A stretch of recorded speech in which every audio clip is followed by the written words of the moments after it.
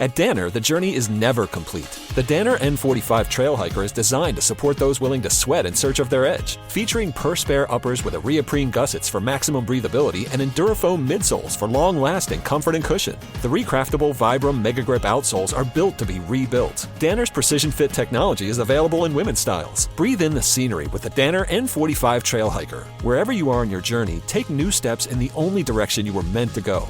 Forward. Explore the N45 at danner.com. This episode is brought to you by Progressive Insurance. What if comparing car insurance rates was as easy as putting on your favorite podcast? With Progressive, it is. Just visit the Progressive website to quote with all the coverages you want. You'll see Progressive's direct rate, then their tool will provide options from other companies so you can compare. All you need to do is choose the rate and coverage you like. Quote today at Progressive.com to join the over 28 million drivers who trust Progressive. Progressive Casualty Insurance Company and Affiliates. Comparison rates not available in all states or situations. Prices vary based on how you buy. Ready to explore Europe the striped way? Then fly with Condor Airlines. With nonstop flights to Frankfurt, Germany, there are great connection options to several cities. Whether it's the romantic streets of Paris or the stunning beaches of Barcelona, Condor will start your vacation by offering comfortable and spacious cabins. Fly the striped way. Visit condor.com today. Hey, anyone know what channel the game's on? We know. Download the Sports on What app today and always know how to watch the game. Satellite, cable, or streaming. Sports on What knows the channel the game is on, and you can too. Subscribe today to start your 7-day free trial. Sports on What? We know. And now, here's the question. Hola, bitches. Good day to you and yours. All right, we brought this up a few weeks ago, but it bears repeating because it keeps happening. But people keep accidentally putting glue in their eyes after mistaking them for eye drops. Now, it's bad enough that the packaging on these two very different products looks so similar, but also people are inexplicably keeping their eye drops and their super glue in the same place. I don't get it, but hey, people are going to do what they do. Now, the good news is doctors say that these incidents, they rarely lead to permanent damage. Now, another thing that happens with alarming regularity, people swallowing their dentures. People swallow their dentures while they're asleep, while eating pancakes, while swallowing soup, by sneezing. One woman can't explain it. She's like, I just swallowed them. I don't even know what I was doing. Swimming. There are endless stories. And Ted, unlike your family, it turns out putting glue in your eyes, much like the denture swallowing thing, rarely becomes fatal. But also, like putting glue in your eyes, the situation sucks, and I personally would prefer to do neither. But that's not how a would you rather question works. So, in that spirit, I think I'll take the glue and place the eye drops. I don't think the one answer is better than the other. That's just the way I'm leaning. But today is our random would you rather question brought to you by our friends at Advanced Hair Research, and it's quite simple. Give us a call. We're going to put you, restoration, Advanced Hair Restoration. We're going to put you in a situation of would you rather. Would you rather deal with this? Would you rather deal with that? The truth is, you probably wouldn't want to deal with either. We just want to hear your answer. Be part of the big show, the random would you rather question. Call 206-803-ROCK. Like KISW on Facebook, follow us on X and Instagram at Men's Room Live. And send those emails to the Men's Room at KISW.com. You're listening to the Men's Room with Miles and Thrill. 99.9 KISW. All the Cholos, away we go. Welcome to Season 20, episode number 4,284. What a large and in charge program we have for you today. Guaranteed future repeat. The exciting return of Who Sucks Less is on the way at 4:30. Steve, I don't know how you do it. You find people in the news doing dumb crap all the time. I do. And in this case, I will say we are familiar with all three of these stories. And Mike, I want to say, really, you spearheaded the stories. I've just collected them in the last week or so. I'm a trendsetter like that. You really are. You blazed the trail of suckitude. And we'll sure you'll remember all the stories. All of them will, they're just so unnecessary. So unnecessary, and one of them's just weird. Who Sucks Less is coming up at 4:30. What else do we have for you today? Right before that, we have a chance for you to win tickets to see Lincoln Park as they come to town September 24th at Climate Pledge. They told us give a secret code word, and when you hear the code word, you text that to 206-803-ROCK. The time that we have determined that we are going to give the secret code word out today, 4:20. Yep, 420. That is thinking right there. 420 will be the time if we can remember to give you that code word for tickets to Lincoln Park, and hopefully you can hook that up. Also, we do have a special announcement coming up today at 4:30 concerning the Men's Room World Tour. Yeah. Would that be stop number 2 on the Men's Room For World this year, Tour? Yeah. Okay. 20 years at KISW, we're doing stop number 2 on the World Tour. Pretty sure that's right? Or is it 3? Might be 3. I'm not sure. Oh, yeah, right, because we were out at the brewery. I'm confused. Yeah. So, all right. So this is 2. I believe this is stop number 2 on the Men's Room World Tour. I'll have to look at the back of the T-shirt with all the dates and locations. Yeah, there you go. Of our tour to make sure. I got the vintage one at Target already. Oh, it's already out. Nice. Yeah. Okay. I think the first one was technically the Lager launch party. What's that? Okay, so that was what, January? Late January or Yeah. February? January. It was January. Yeah. So have we done one February. between then and what's happening next week? No. Okay. So Yeah. this is number This 2. Stop number 2. Yeah, man, we know our stuff. Men's Room World Tour. Yeah, we're going to do a live broadcast. We'll tell you all about it. So Oh, yeah. hopefully you can. Early February. You can Early stop by and February. join us. All right. Okay. And today is the day that we do our random Would You Rather question. 206-803-ROCK. I will start with you guys and a simple one, but I think that in the opportune moment, this is something that can be debated. Would you rather let off a once-in-a-lifetime epic fart or take $500 in cash? Oh, $500 in cash. You're taking the 500. See, I am taking the fart. I am sitting on the fart. I'm going to use that fart when necessary. If it's What do you think the circumstance would be that a once-in-a-lifetime epic fart like this is the moment to let this thing go? I'm going to wait for that moment, and I'm going to have it, just like just ready to go whenever I need it. Kind of like the stand-up you were talking about the other night. You know what I mean? Like I do my own laundry. Like I'm going to use it like that. I'm going to use it in a situation where I know I can clear a room. I know that it can be just it can be horrible. It can be on a plane. But if it's a once-in-a-lifetime epic fart, I'm holding on to that bad boy. But it depends how we break this down, all right? Because there's a once-in-a-lifetime epic fart that we picture that sounds like probably any one of the farts that Mike has in the fart montage. Then there's other farts where the timing of it itself. We're back in Baltimore. We're getting in trouble by the company about whatever we're getting in trouble about. It was myself, Miles, and Ted. And I don't remember why we're getting in trouble, but we were kind of over it. Anyway, it's not that the fart was epic. It was just a pretty standard fart, but it timed out that the boss that was reaming us said, and I quote, "Do you guys have anything to say for yourself?" And I knew I had a fart, and I'm like, I don't let it rip. So, yeah. And the look on his face, and none of us laughed. None of us broke even a smile. We just kept looking at this guy. But I'm like, this is the best fart I've ever done in my life. It was not an epic fart in the sense that the fart itself was earth-shattering, but as far as timing out, when is the best possible time to fart as its own language? Because clearly I was saying F you, but spoken through my anus. I was like, I've never had a better fart in my life. I think I've just already done it. One in the old studio. Yeah. That's so bad. Like, I would hope to never fart like that again. Have you farted even remotely close to that since then? There's no way. I mean, you've probably had some bad. I've had a couple in the morning that were so gross, I was like, I got to get out of my bedroom. All right. See, but I'm just saying, that one was so bad That was so bad. that I'm like, I'll take the 500. Because you feel like you've plateaued, man. You I cannot mean, do better outside of maybe being in my 70s, I can't imagine that smell coming out again. no, it was very unique. And that's what I'm saying. I don't care about the sound. I care more about... You want the stink. I want the pungency. See, I like the sound. I'm more of a sound guy because look, and I've had this experience over the years working with you guys. Like, if it's just loud, it doesn't stink. No one's mad. Everyone giggles, right? So that's a good comedic break. If I do a silent but deadly, no one heard it, and it just stinks. There is no humor. Like, everyone's angry at me. Yeah. Everyone is throwing darts. So I'm like, it depends what kind of And that epic one at the fart. old studio, I'm telling you, it was like a little bubble. And I was sweating all day. I was getting sick. I was getting the gout. I was not playing. I mean, it just snuck out. I cannot. And that's all it was. It's hard to explain to people. Oh, God. Man, there's doors closed and it's going through doorways. Yeah. I ended up getting in trouble. Hair Club's yelling at me, even though it was Ted, because I notoriously fart. And I'm like, man, it wasn't me. And he's like, you think I'm stupid? I mean, he's like screaming at me. Yes. Then Jolene came across the hall and she's screaming at me. And I'm like, guys, it wasn't me. Nobody believed me. Right. And I shouldn't have said anything. The day you get let go from a job. I mean, That's what I mean. You're That's on the stage. You're in a wedding party. you're at a funeral of someone who you know close enough with a group of friends where you just let this thing rip because you know he would have appreciated it? I was at a Catholic wedding once. I'm one of the groomsmen, and traditional Catholic weddings take forever. I did not realize how long this wedding would be. Now, it was not me in this scenario, but we're standing there, and like the bride, she has to keep going to this other place to do a prayer, whatever it is. This is going on for a long, long time. And everyone was trying to be on their best, but maybe an hour and a half into this, man, because this thing went on forever, somebody farted. Now, we did not hear it.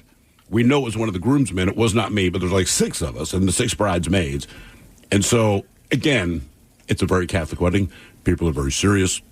So we're trying not to indicate that someone farted, but now we're doing the thing where you're looking at each other out of the corner of your eye, trying to ask, like, was that you? Yeah. And then everyone's shaking their head. I think I know who it was, but anyway, he never admitted to it. But then it gets to the priest, it gets to the bride and the groom, it gets to the bridesmaids on the other side. So now all of us are there pretending like there's nothing wrong, all right? Because I don't think it went out into the crowd, so to speak, but it is clearly up on the stage where we're at. So we smell it. Now the bridesmaids are staring us down, and you can tell the look on their faces, these dirty guys over there. They're not wrong. It just wasn't me. The priest is kind of fighting through it because he didn't strike me as the kind of guy that had the sense of humor to bring it up. Right. You know what I mean? He was all business. The bride is staring us down. And then when the bride stared us down, that makes our buddy, her future husband, now he's mad at us because we're clearly, like, ruining her big day. But all of this is being communicated with his eyes. But that thing sat there. It was like a 20-minute biscuit, man. Like, it happened. No one heard it. We just smelled it. And then it just wouldn't go away. I would pay it was an epic $500. fart. I would pay $500 to have that pill, where you just pop it in, and within 5 minutes, man, you just rip one of the nastiest ones ever. Busboy Chi-Chi's that I worked at, he got $20 from the wait staff, specifically to fart, because he's one of those guys that would do it, and we're trying to close the restaurant. This table's not getting a hint kind of thing. So then they're chatting. It's a table of 4. They've put chairs upside down on the tables around them. They've killed the lights to half the dining room. They're still not getting the hint, and I can't remember the busboy's name, but they're like, hey, man, $20 if you walk by the table and fart. And he was straight up, okay. And he walked out there, and he didn't stop at the table, but just when he walked by, immediately they asked for the check. I'm saying, man, that's not awesome. It was, but he's the guy. Just to have the power to be able to do that would be worth a $500 investment. I think so. I do. Farts are more memorable. Hello, Chris. Welcome to the men's room. Hola. Hola. Chris, welcome to the program, the random Would You Rather question. Let's go with this one. Would you rather someone throw out your household items that they don't like, or throw out clothes of yours that they don't like? So in other words, some random stranger comes in your house. They can throw one of 2 things away. Your household items or your clothes that they don't like. Which one are you picking? Household items. Household. So your clothes are more valuable than things in your home to you. I do have some items of clothing that my mother gave me that, and she's not here no more, and that would, I couldn't do it. So this is based purely on the sentimental value. Were they were gifts from your mom? Yes. So your mom would buy something for Christmas or whatever. Okay. But of your household items, all right, so now they're going to be agreeable. They're like, all right, Chris, we're not going to touch your clothes, but we're taking your household items. What do you think the top 3 items would be that you can just guess someone else would not like? Like, we're probably going to like your TV, but you have one of those, like, hand-stitched, I don't know, eat, pray, love things hanging around your kitchen. Oh, no, I don't have anything like that. They would probably throw away my tinfoil ball that I have. You have a tinfoil What's ball. a tinfoil ball for? So I was in the Navy, and I was stuck on a Navy ship, and during COVID, they would, if you had COVID on the ship, they would throw you in this hole in the bottom of the boat and for like 14 days and not let you out. So they would drop down these little covered meals. They were terrible, and they had little tinfoil over the top of them. Well, I got bored one day, and I was sitting there rolling this tinfoil ball up, and we were throwing them at each other. And I started adding to it, and everybody started like giving me more and more tinfoil. Well, every morning when I would wake up, there'd be a pile of tinfoil. So I just kept rolling this tinfoil ball, rolling every day for 14 days straight, and it's about the size of a bowling ball. Wow. Damn. Okay. It weighs an extreme amount because it is dense. Because that's my only workout. That's all we could do. We couldn't leave this little room for 14 straight days. So I just sat there on the couch with this metal plate next to me, and I just would roll this I got it as packed down as hard as I could. I've kept it for years. As far as an actual sphere goes, is it pretty accurate as far as being a globe shaped object? Is it a ball? Round, yeah. It is. Okay, that's pretty cool. And have you added to it since COVID, or just those 14 days that your aluminum foil ball? That's just those 14 days. I've never touched it. They wanted me to leave it behind, and I was like, no. I put 14 days of my life into this tinfoil ball that I will never get back. So that's like your personal Wilson, almost. Well, we used to do that with we used to do that with rubber bands. Rubber bands, yeah. And we used to do tape balls. Yep. What was that brown tape called? Masking tape? Yeah, masking. Yeah. You never really seen again, and nobody really uses. But Not back in much. the day, there was always rolls of that stuff around. So we get bored. You and only do the use same it if thing. you're moving. That's about, and even then, that way of packing tape. Yeah, but that was only this was like an inch. You know what I mean? It Yeah. wasn't like the wide stuff back Right, then. right. We would make. Did you ever make the penny balls? Penny balls? No. We used to take a tennis ball, and you'd cut it open, then you'd fill it up with pennies, and then you'd re-tape it. So, like, if you were warming up for, like, baseball, you would very closely kind of toss this penny ball, and then when you picked up a regular baseball, you would just rifle it. Yeah, That makes sense. I think in this instance, I'm taking clothes.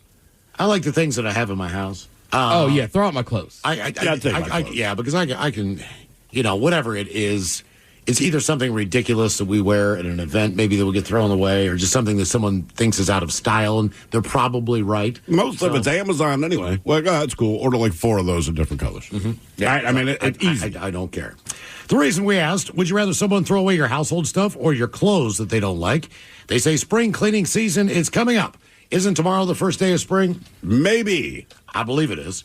So basically, they asked, could you get rid of a third of your stuff and not know the difference? The average American says 34% of the junk they own is stuff they really don't need or rarely use. Good call. Tomorrow is spring. But it depends on how you define the word use. It's not going to be spring here. 21% of the stuff is the stuff that we don't want, but haven't gotten rid of yet. 10% is other people's stuff we somehow ended up with. 13% is just junk. Right. But a lot of people, like our caller, hang on to things for sentimental reasons. And 29% of it is collectibles. But it's not really junk.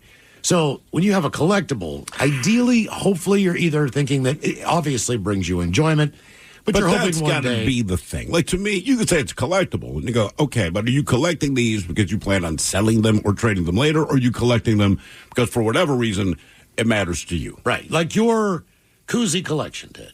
That's never Yeah. going to be probably worth any money. There's probably not one koozie in there, but it's all sentimental value, and it's stuff that you like, and it's from places you've been, experiences you've had. There's a story, I'm sure.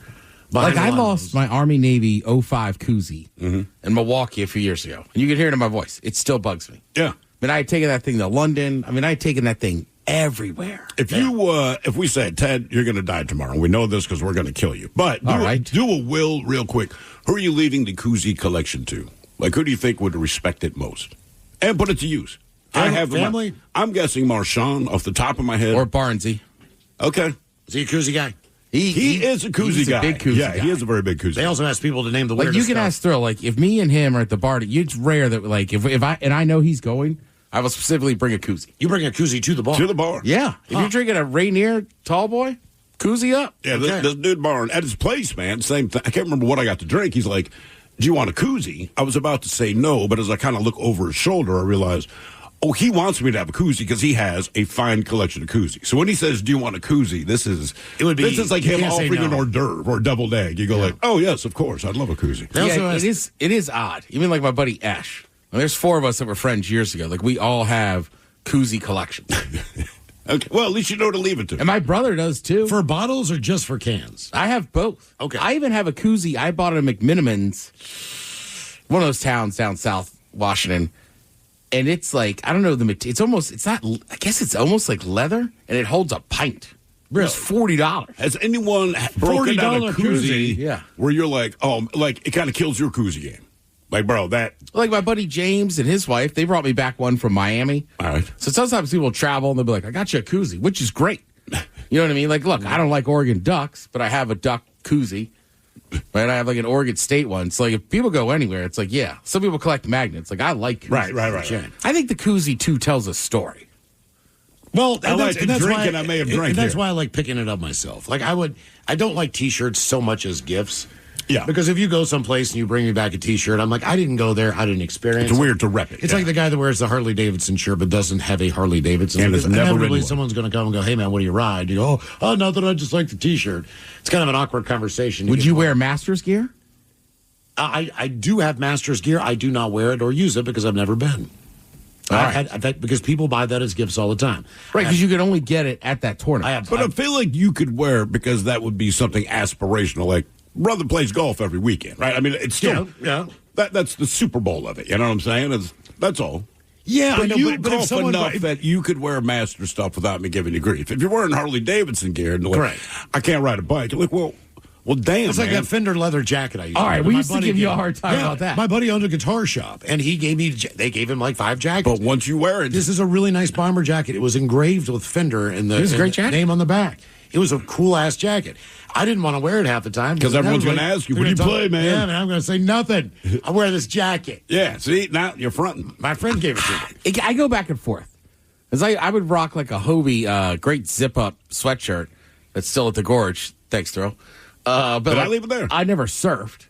And it's like a surf shop. Yeah, but they're known for their apparel as well. When I we guess did- so is right. Harley. I mean, You left the house and you said, it's going to be chilly. And I said, you could borrow this. Don't lose it. That By the sounds time I right. got to the venue, you said, I already lost it. Oh, damn, sorry, man. More of the random Would You Rather question on the way. 206-803-ROCK. Today's episode is sponsored by Smart Travel, a new podcast from NerdWallet. Smart Travel doesn't just cover points and miles. They break down all the financial aspects of your trip, whether that's the best days to book, how to avoid hidden fees, or which fancy travel credit cards pay off, and which ones are just an expensive flex. If you want your travel budget to work harder, then dive into the best deals, products, services, and more with Smart Travel from NerdWallet, wherever you get your podcasts.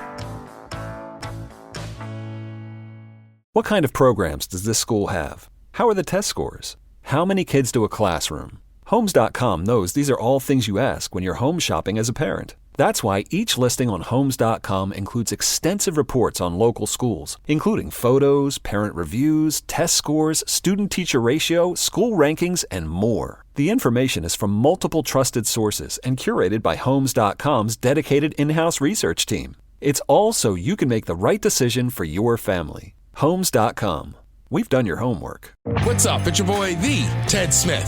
When that pipe starts to trickle and you're in a real pickle, call Pinky. When that burst pipe starts to smell ripe, call Pinky. When your water heater's shot and it won't get hot, call Pinky. When you get home to a flood, call your best bud. Pinky's Plumbing to the rescue.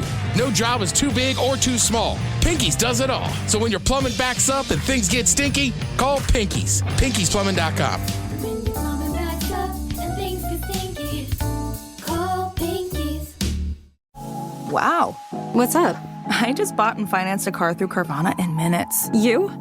The person who agonized 4 weeks over whether to paint your walls eggshell or off-white bought and financed a car in minutes? They made it easy. Transparent terms, customizable down and monthly. Didn't even have to do any paperwork. Wow. Mm-hmm. Hey, have you checked out that spreadsheet I sent you for our dinner options? Finance your car with Carvana and experience total control. Financing subject to credit approval. Working as a dedicated Fidelity advisor, I always ask, what's important to you? I'll look at those priorities and goals alongside your full financial picture to build a comprehensive plan designed to help grow and protect your wealth. With proactive portfolio insights and an eye on taxes, I'm here to help you make the most of your money. I'm Laura Maxwell, and I'm a dedicated Fidelity advisor. Learn more at fidelity.com/wealth. Investment minimums apply. Fidelity Brokerage Services, LLC, member NYSE, SIPC. This is the mighty 99.9 KISW and KISW HD1 Seattle. Always live on the free Odyssey app. Text the guys at 206-803-ROCK from the Pinky's Plumbing Studio. You're in the men's room. 4:30. Give you the details on Men's Room World Stop number 2 on our 20th anniversary. And yes, beer will be involved if you were wondering. In case you thought that we'd slipped in our game a little bit. No, we'll have beer. Maybe we'll have some alcohol and food and fun. Announcement coming up at 4:30 concerning the Men's Room World Tour. All right, it's our random Would You Rather question. I'll give you guys one here real quick before we get to our callers. Would you guys rather pose nude for a complete stranger who's going to take pictures of you, or for a friend of the opposite sex? So if someone were to photograph you, would you rather have it just be some random complete stranger or a friend of yours of the opposite sex? But I'm not involved with her. No. She's just a friend and wants a nude photo of me. She's going to take nude pictures Several, of you. Yeah, exactly. It's a photo shoot. It's a photo shoot. You're naked. How long's the photo shoot? As long as you want it to be. Can it be quick? I mean, if you hit the poses. Yeah. I just want to keep a level of excellence. Yeah. They're the photographer. So I think I'm going to go stranger. Going to stranger. Just like anything, I don't know you. You saw me naked. Good for you. Enjoy your life. But the friend of the opposite sex, I'm going to bump into him at the party or bump into him at the bar. And it's not that it bugs me so much, but I don't know who else you're talking to. Right? Exactly. And that's like a stranger can say. That's the circle of that's the problem with that is, where does that information go? It could be good. It could be bad. It could be good. It could be bad. Either way, you don't want it in your circle of friends. A complete stranger, you can say, man, I saw the ugliest man I've ever seen in my life. I have pictures to prove it. No harm, no foul. Right? I can live with that, as opposed to, because eventually you're going to find out about it in a lake. Your buddy's going to get drunk and be like, dude, Cindy said you need to shave your pubes. Or Cindy said your ass looks weird. Or maybe Cindy said you look great. You don't even have an ass. Right. You just don't know. So, yeah, I'm taking the stranger. That is the flattest ass I've ever seen. I definitely would get that. But see, from a stranger, I go like, fair enough, man. It's almost like he sold his ass. You're right. If you said it's for an art class for a stranger, they're not going to move him anywhere, I'd do that. Would you? All right, so you have been told, all right, guys, look, man, they need a nude model for the art class down the street. You're willing to do it? You say, yeah. And when you get in there, you know every person in there.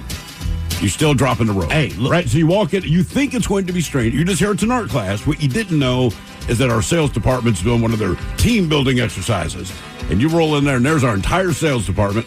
They didn't know you were coming. You didn't know it was going to be them. You still dropping the towel. I am. At that point, like, you know what, man? Okay, let's do this. Dude, I had a buddy in college.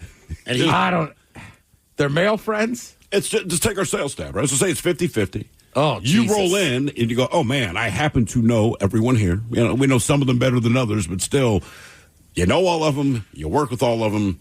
Because it's so awkward at that point. I'm like, just drop the rope. Yeah. Going for it. I don't know. That's a lot of people. Hey, my buddy in college, one of the ways that he made money was he was a nude model for the college art department. Now, did he have a good body, or was he just willing to get naked? We're 21, 22 years old. Yeah, he was he was well built, good looking dude, long black flowing hair. All right. He was tan. He's a little bit Native American, so he had that like that European look to him, kind of. But he would get paid. It was like $50 or $100, depending on how long he had to sit there and whatever the poses were. And they would change but he would come back.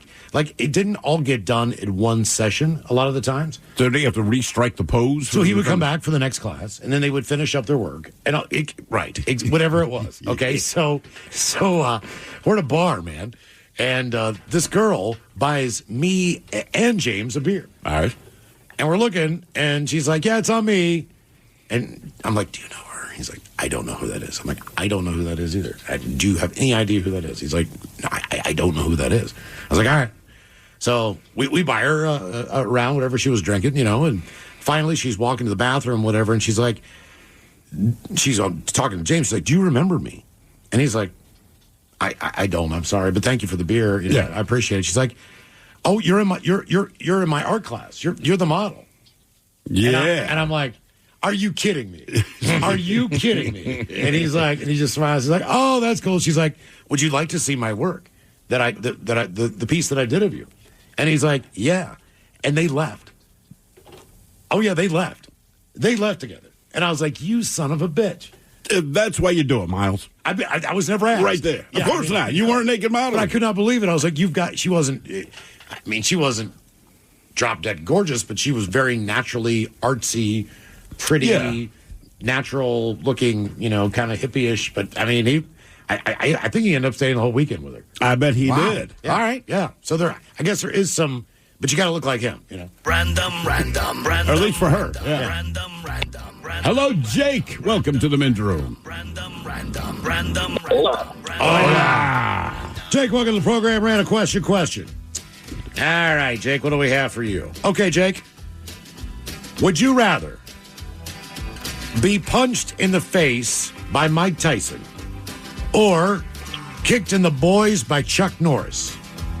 Punched in the face by Mike Tyson or kicked in the boys by Chuck Norris? Well, let's see. I think I'm going to have to take the Mike Tyson hit, especially after that fight we saw with Jake Paul. I'm right there with you. I'm taking the punch. Even in his heyday, I would have taken Did that punch. fight change your answer?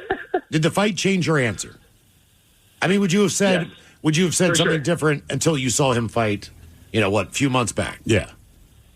Right, yeah. Oh, yeah. Absolutely. If I saw that fight the way I wanted it to be, I definitely would have taken, a kick to the boys from Chuck Norris. All right, Are you sure about that, man? I mean, look, Chuck Norris is probably almost 80 years old. I was going to say, this this is today you're taking this. But still, Yeah, exactly. the one thing about your testicles, though, it's not an armadillo, man. There is no armor on that, right? So, look, my 3-year-old... Chuck is 85. Okay. But again, my 3-year-old kid dropped me because he accidentally headbutted me in the junk, and I was on the ground for like 10 minutes, right? So there was no malice from my kid. He just kind of slipped onto bed and nailed me.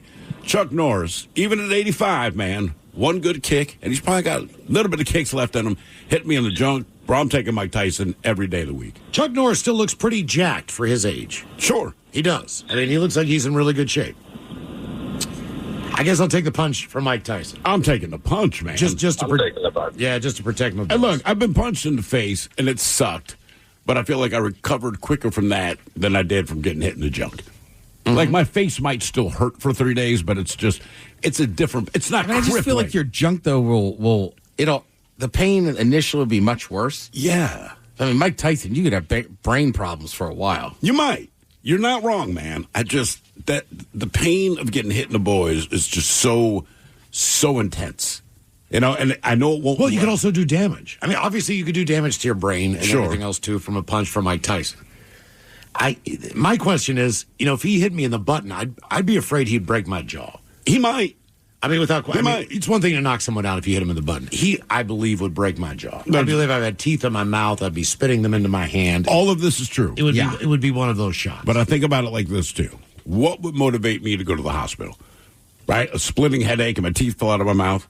Maybe eventually. Or my Jimmy is swollen up. And I'm not a contorted testicle. I'm going straight to the doctor. So I'm just going based on me being a dude knowing you'll do a head trauma. How many concussions did you get in football? Oh. Right? Exactly. 4 or 5. If you get hit in the Jimmy, it's like, I'm going to the doctor. So that's why I'm taking Mike Tyson. Okay. Random. Really? Yeah. I just, where's the difficulty for you? Because to me, it's just like if you said a punch from Mike Tyson or a punch from Chuck Norris, maybe I'd take Chuck Norris. Or even if you reversed it and said Mike Tyson's going to upperhook you to the boys. I just feel like the Norris thing will hurt much worse than the time. Yes. But I'm with Miles. I feel like Mike Tyson could dislocate your jaw. Like, there could just be a lot of bad stuff. Punch your nose bone into your brain. Yeah, I mean, what if you get knocked out so bad you're just never the same? But my junk works, man. I mean, not even funny about that, but if the doctor said, look, I got 2 bad things to tell you. There's something wrong with your brain, and also your penis no longer works. I just don't think would he can say kick you hard circle enough back that there. it'll never work again. He might not. But it's Chuck Norris, man. I'm just Someone saying. just texted, bro, you should still see the videos of Chuck Norris kicking still. Really? Yes. So he turned 85 last week. Yeah, I'm curious to see. It says Norris, quote, would crush your testicles. I believe that. Well, Tyson would crush your face. He would. But again, like I said, even if you reverse, for me, this is less about Tyson and Chuck Norris than where the damage is happening. Because if you said, okay, Chuck Norris punches or kicks you in the face, and Mike Tyson gets to do an uppercut to you, whoever's aiming for my face, that's who I'm taking. That's basically where I stand on this. Like, look, man, all right. Nothing to do with Chuck Norris or Mike Tyson. Just, I'm going to protect my Johnson. Hello, Cheyenne. Welcome to the men's room. Hola, gentlemen. Hola. Cheyenne, welcome to the program. Random question. All right, let's go with this one. Would you rather, for 1 month, wear the same clothes every day and not wash them? Or have clean clothes and not wash your body for a month. So you could clean those clothes, that one set of clothes anytime you wanted to, but you can't wash your body.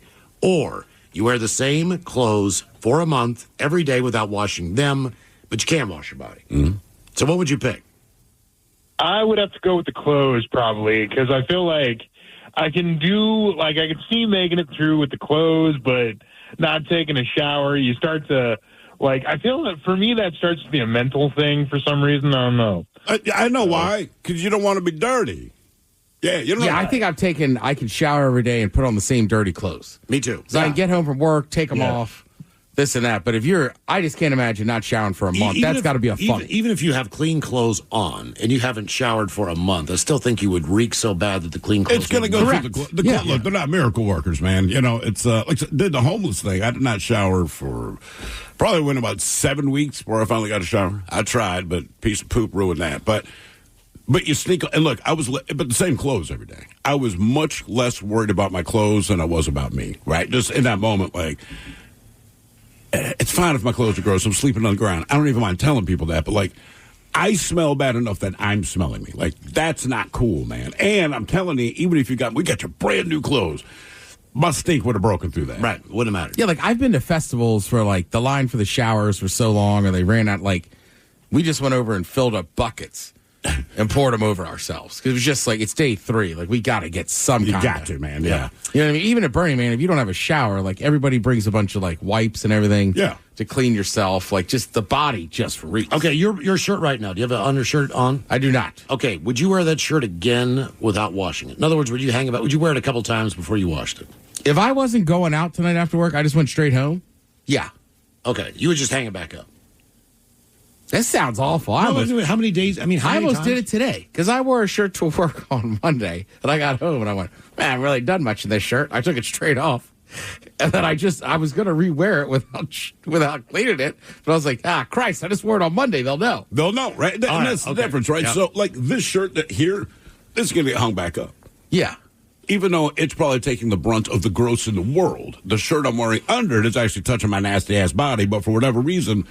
Yeah, I'll hang this up. I'll hang my pants back up unless I spill something. I will hang this up when I get home, and I'll probably wear it 1 or 2 more times. Oh, yeah. Before I wash it. Yeah, generally, it also depends on time of year. Jeans. In the summertime, it's getting washed. Jeans 4 or 5 times. The sweatpants or the shorts that I walk around my house in. When's the last time you washed them? I do those once a week. I wear a different I basically wear the T-shirt I'm wearing. Right, but the shorts. Once a week.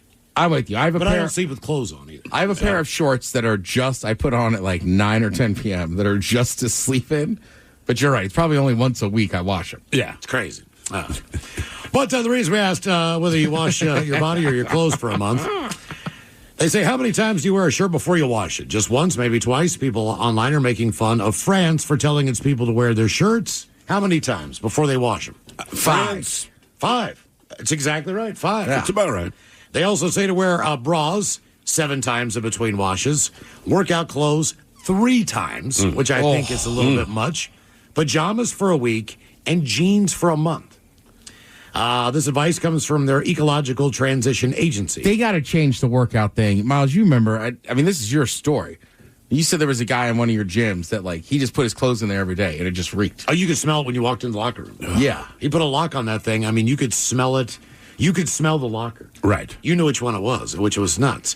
So their Ecological Transition Agency is basically like their EPA. And they want people to stop doing so much laundry because it's bad for the environment, and they say ruins your clothes. And it's not actually new advice. It's just trending because conservatives in France want to scrap the entire agency to save some money. So they've been pushing the story. Some people think it's reasonable advice. Others think it's gross. A lot of people in France are just annoyed by everything in general. There was an old stereotype that French people were not the cleanest. So that kind of leans on them. But recent surveys have found that they have better hygiene than most other countries in Europe. Well, I've heard that the U.S., believe it or not, for all of obesity and heart disease, apparently, we bathe considerably more than anyone.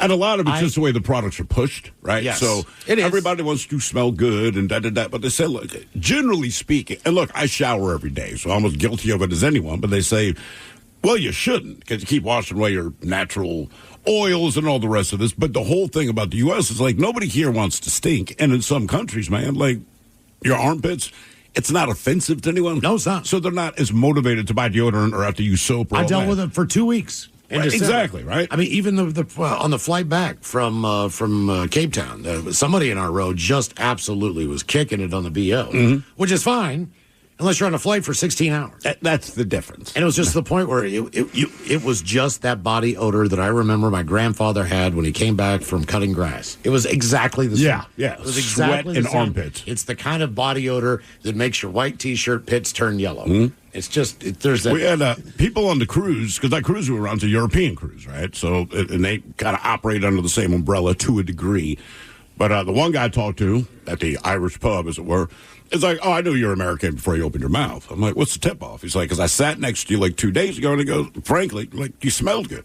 He said, honestly, man, he goes, people from the U.S. smell great. He's like, it just no matter where you go. So we got that going for us. We do. He goes, because you guys bathe all the time. You guys like cologne, all that kind of Brush your shampoo, teeth. Jeez, all that stuff. He's like, yeah, you smelled good when I sat next to you. He's like, you obviously just gotten out of the shower. You still got that soap aroma going on, but he's like, he's from the U.S. I'm like, well, you're right, and we do bathe a lot. I mean, even if I'm being super lazy on a Sunday, right? Like, I'm still going to brush my teeth. Yes. Like, I might not shower right away, but, like, I'll still get up in the morning, brush my teeth, put on some deodorant, and, like... If I don't shower at least at some point in the day, I don't feel right. I just don't feel right. Like, I'll get up early in the morning and the weekends, but as soon as I get home from whatever I'm doing, I jump in the shower. I just, to wake up, to just kind of feel better about myself, just to, I don't know, I can't go a whole day, I don't know, I feel weird. I think the only thing I'll do without showering first, generally, is like if you're going to go to like the gym or go work out. That's what I'm saying. Because you're going to sweat, so it's like, what's the point? Right. More of the random Would You Rather question coming up. 206-803-ROCK. Bosch's innovative power tools make you feel like a Bosch. Like when you pile drive screws and bolts with the 2-in-1 impact driver, you'll feel like Macho Man Randy Savage. Oh, yeah. Or when you powerfully blast through concrete with the Bulldog rotary hammer, you'll feel Like I have the power. And when you make buttery smooth cuts with the Glide Miter saw, you'll feel Scoobity-bee-bop smooth, baby. what he said. With expertly engineered power tools, the more you Bosch, the more you feel like a Bosch. Is your team at work feeling a little disconnected? Maybe the workflow's not flowing? Try Confluence by Atlassian. Confluence is the connected workspace where teams can create, organize, and deliver work like never before. In Confluence, teams can whiteboard their vision for any project, easily create or access the relevant pages and resources they need, and discover important context they might not even know they need. Plus, AI helps teams jumpstart brainstorms, organize information, and connect workflows, so teams can move efficiently and create alignment with ease. In fact, with Confluence, teams can see 5.2% average boost in productivity in 1 year. So if your team lacks confidence, try Confluence, the connected workspace where teams can do it all. Set knowledge free with Confluence. Learn more at Atlassian.com/confluence. That's ATLASSIAN.com/CONFLUENCE. Hiring is a lonely business. Posting jobs, sifting through resumes, interviews with unqualified applicants, being ghosted. What if you could link with dozens of qualified candidates who are ready to work right now with just one connection? That's Express Employment Professionals. Find us at expresspros.com. One connection, the workforce you need. Problem solved. Express Employment Professionals. expresspros.com. I love the Marquette community. I think, it to me resembles a family of some sort. You are coming to a place that is not only going to give you a great education, but I think it's going to make you a very well-rounded individual. Especially because of the size, you can definitely find your people. I came in and it was open arms. While you're here, we're going to try to make you feel that same love and make this place home. We are Marquette. We are Marquette. We are Marquette. We are Marquette. Navigate the electric revolution and gain insights to electric vehicle manufacturing with Rockwell Automation. Get our free white paper and gain all the insights you need into the electric auto industry and smart manufacturing. Only the agile will survive this metamorphic shift in the industry. So let Rockwell Automation keep you up to speed. Search Rockwell Automation EV Revolution white paper and download your free copy today. The electric revolution is here and full insights are available for download. Get the Rockwell Automation EV Revolution white paper today. At Danner, the journey is never complete. The Danner N45 Trail Hiker is designed to support those willing to sweat in search of their edge. Featuring per-spare uppers with a reaprene gussets for maximum breathability and Endurafoam midsoles for long-lasting comfort and cushion. The recraftable Vibram Mega Grip outsoles are built to be rebuilt. Danner's precision fit technology is available in women's styles. Breathe in the scenery with the Danner N45 Trail Hiker. Wherever you are on your journey, take new steps in the only direction you were meant to go. Forward. Explore the N45 at danner.com. This episode is brought to you by Progressive. Most of you aren't just listening right now. You're driving, cleaning, and even exercising. But what if you could be saving money by switching to Progressive? Drivers who save by switching save nearly $750 on average. And auto customers qualify for an average of 7 discounts. Multitask right now. Quote today at Progressive.com.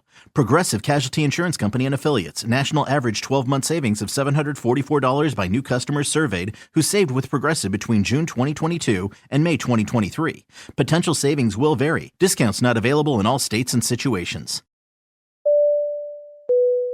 Ready to explore Europe the striped way? Then fly with Condor Airlines. With nonstop flights to Frankfurt, Germany, there are great connection options to several cities. Whether it's the romantic streets of Paris or the stunning beaches of Barcelona, Condor will start your vacation by offering comfortable and spacious cabins. Fly the striped way. Visit condor.com today. Are you a bartender that dreads the phrase, "Hey, can you put the game on?" At Sports on What, we understand your pain and we're here to help. Over-the-air, satellite, cable, or streaming, Sports on What knows what channel the game is on, and you can too. Follow your favorite teams, set alerts, and filter by provider to get the results you need. Stop wasting time searching and never miss kickoff again. Just download the Sports on What app, and you'll always know how to watch the game. Available for Android and iOS. Start your 7-day free trial when you download Sports on What and subscribe today. 99.9 KISW. The shenanigans continue. This is the men's room with Miles and Thrill. Random Would You Rather question 206-803-ROCK. Recorded. Oh, we'll go back to him. Hello, Christian. Welcome to the men's room. Hey, guys. How you guys doing? Hola. Christian, welcome to the program. Hola. Random Would You Rather question. I like this one. Would you rather have sex with a woman who looked like Sabrina Carpenter on top but a horse on bottom, or look like Kim Kardashian on the bottom and a horse up top? That's easy. That's easy. I mean, easy. If we're doing the deed, I'm gonna have to go with Kim Kardashian on bottom and a horse on top. You know? Yeah. I mean, I get what you're saying. Right? You're locking eyes. Sabrina Carpenter, and that back end is the horse. That's what you're taking? So you're taking Sabrina Carpenter on 100%. top. Why is that? So she's a centaur, essentially, right? Yeah. Horse on the bottom. Yeah, so what? Then what happens? That just makes a lot more sense to me than Kim Kardashian's body with a horse face. Okay, but what if you have to have full relations? Because to me... Well, yeah. You're taking the horse sticking bottom. with Sabrina Carpenter. Yes. And I could take her to stuff. Come on down to eat him, Claw, Ted. I'm just saying. Wow. Oh, your girl thick? Look at my girl. She got 4 legs. I'm taking the horse top and the Kim Kardashian bottom. Assuming that we have to do this to completion, I'm going to have to go with my man Christian here and definitely take the Kim Kardashian bottom. Mm-hmm. Or that's not awesome. Yeah. But it's... Oh, I'm sure it is. Is Sabrina Carpenter walking on all fours? No, but she's... Or just her the body, bottom Her half? body is a horse. Or is she like one of those kind of goat people? Why does that matter? Okay, say she's one of the goat people. What are they called? Damn. Anyway, all right, so she's one of those, right? So it's just the goat Back 2 legs from the waist and a down. giant horse butt. Yeah. You're taking Sabrina Carpenter. Yeah. You think she'd take that as a compliment? Like, that's about as big of a compliment as you can get. Like, She's look, pretty. If the bottom half of you a horse, but you look the same up top, I'm sticking with you. What are you thinking, Mike? But you got to bring this to completion. You got Kim Kardashian from the hips down, right? I'm horse top. I'm kind of with Ted on that one. Like, I'll take Sabrina the Centaur, man. Plus, we could take Sabrina to events and stuff. Damn right. Yeah. Yeah, but Why couldn't I bring Kim I Kardashian can horse? feed Kim Kardashian an apple. I don't want BoJack Horsewoman. Yeah. But you won't get in with Do you the never want a four-legged mouth horse, hug? Sabrina. Do you never want a mouth hug again? Yeah, there you go. You gonna trust your junk inside a horse? Yeah, But- feed her a carrot. Hell no. Hey, man, I don't know. Because, when you're doing the other stuff, like, It's a horse. It's no longer Sabrina. It's a horse now. Crazier things have happened. And Mike and I would be the only truthful ones, and we said we got some tail this weekend. That's true. So to move it out of the way. Gotta brush her all the damn time. Yeah, I don't know. I kind of like it. Are you picturing the Sabrina Carpenter centaur? Yeah, and she's fast. What else? She's just got 2 legs. She's not on all 4s. I mean, centaurs are a mythical creature, man, and sometimes they're hot. Centaur chicks? I don't know. You can find hot centaur chicks online. You forget because they took them out, but I think, what's the old scary Disney movie? Fantasia? You're right. I think they took this scene out, but in the original one, there's some attractive centaurs. Oh, yeah. Okay. Look out. Okay. Slept on. Well, no. So I'm just picturing Ted walking in like, look who I'm dating now. Is that Sabrina Carpenter horse? Oh. By the way, why I typed in Sabrina. hot CE and it's like hot centaur? That's like, the have I been Googling this? What do you got? I want to see a hot centaur. One where I would say, you know what? I look past her horse body. She's just so attractive. Oh, no, not that. I was trying to get the blonde one. Of course you were. Hell yeah. There you go. All right. Oh. Wow, man, it won't give me that chick. It's a horse. It's not a chick. Yeah, I mean, dude, look at this one. She's got a 6-pack, nice little top. Yeah, I mean, but I can't get past the horse body. Yeah, Maybe I'm exactly. shallow. Exactly. That's You are, my problem. I'm you're shallow. You're going to be able to have a conversation with the centaur, though. Correct. You're there wherever Exactly, you take her. that's the problem. I just got Kim Kardashian's backside and a horse head. Right. I don't have to talk about So anything. you're nailing Kim Kardashian and dealing with me. I don't have, yeah. Yes. Exactly. No conversation. But what are you going to do to make Sabrina make her human noises? It's not like, look, if I'm She's doing still got feeling down there, man. but it's a horse. Okay, maybe That's she's to all. scale. It's like She's a throwing- small woman, No, so it's maybe like- her horse it's is like like- a miniature pony. It'd be like throwing a hot dog down a hallway. Yeah. Not necessarily. Yes, it is. No. She's a horse. Have you seen a male horse? I'm sure the centaur is proportionate to the size of the woman. Yeah, and Mike's right. Maybe she's a mini one. Right. It's not like Mini she's a horse. How does that make it Clydesdale with better? Sabrina How Carpenter does that on make top. it better? That You go makes like, it- hey, that it's makes Sabrina it Carpenter and that- she's a Shetland that pony. makes it sick and disgusting in my mind. No. You're the one that asked the question. It's like eat and feel. Right. Yeah, somebody just made it worse. No. How far down does Kim Kardashian go? Like, is it just like neck up as a horse with Kim Kardashian underneath? No, I mean, in my mind, it's waist down. So her ass down to her feet is Kim Kardashian, and then waist up is a horse. See, I get It's a nice horse. boobs and whatnot, dude. I got a pretty face and all And that. Miles, little I people have a are human vagina. little I people guess are that's- still adults. They're just I'm not- little people. I'm not. But I'm they're talking not about- ponies. I'm talking about a miniature pony. No, there's miniature I'm talking- I'm horses. not- Yes, I know There's that. a difference Horses. between a horse, a pony, a baby horse, and then miniature horses. So you're saying I know Sabrina that. Carpenter's attached to a miniature horse. That Yes. makes it better. I still can't get past the fact. She's only like 5'2". I know. She's a teeny tiny little thing, so she doesn't be a teeny tiny It horse. doesn't even feel like bestiality. It feels like pedophilia at that point. No. With a miniature Shetland pony. That's just because she's young. All right. That's what I'm saying. But you're saying, so would you be weirded out if I dated a dwarf? No. No. I would be weirded So out it's a if- mini horse. If you dated a Shetland pony, Yeah. I'd be like, can't you just date a real horse?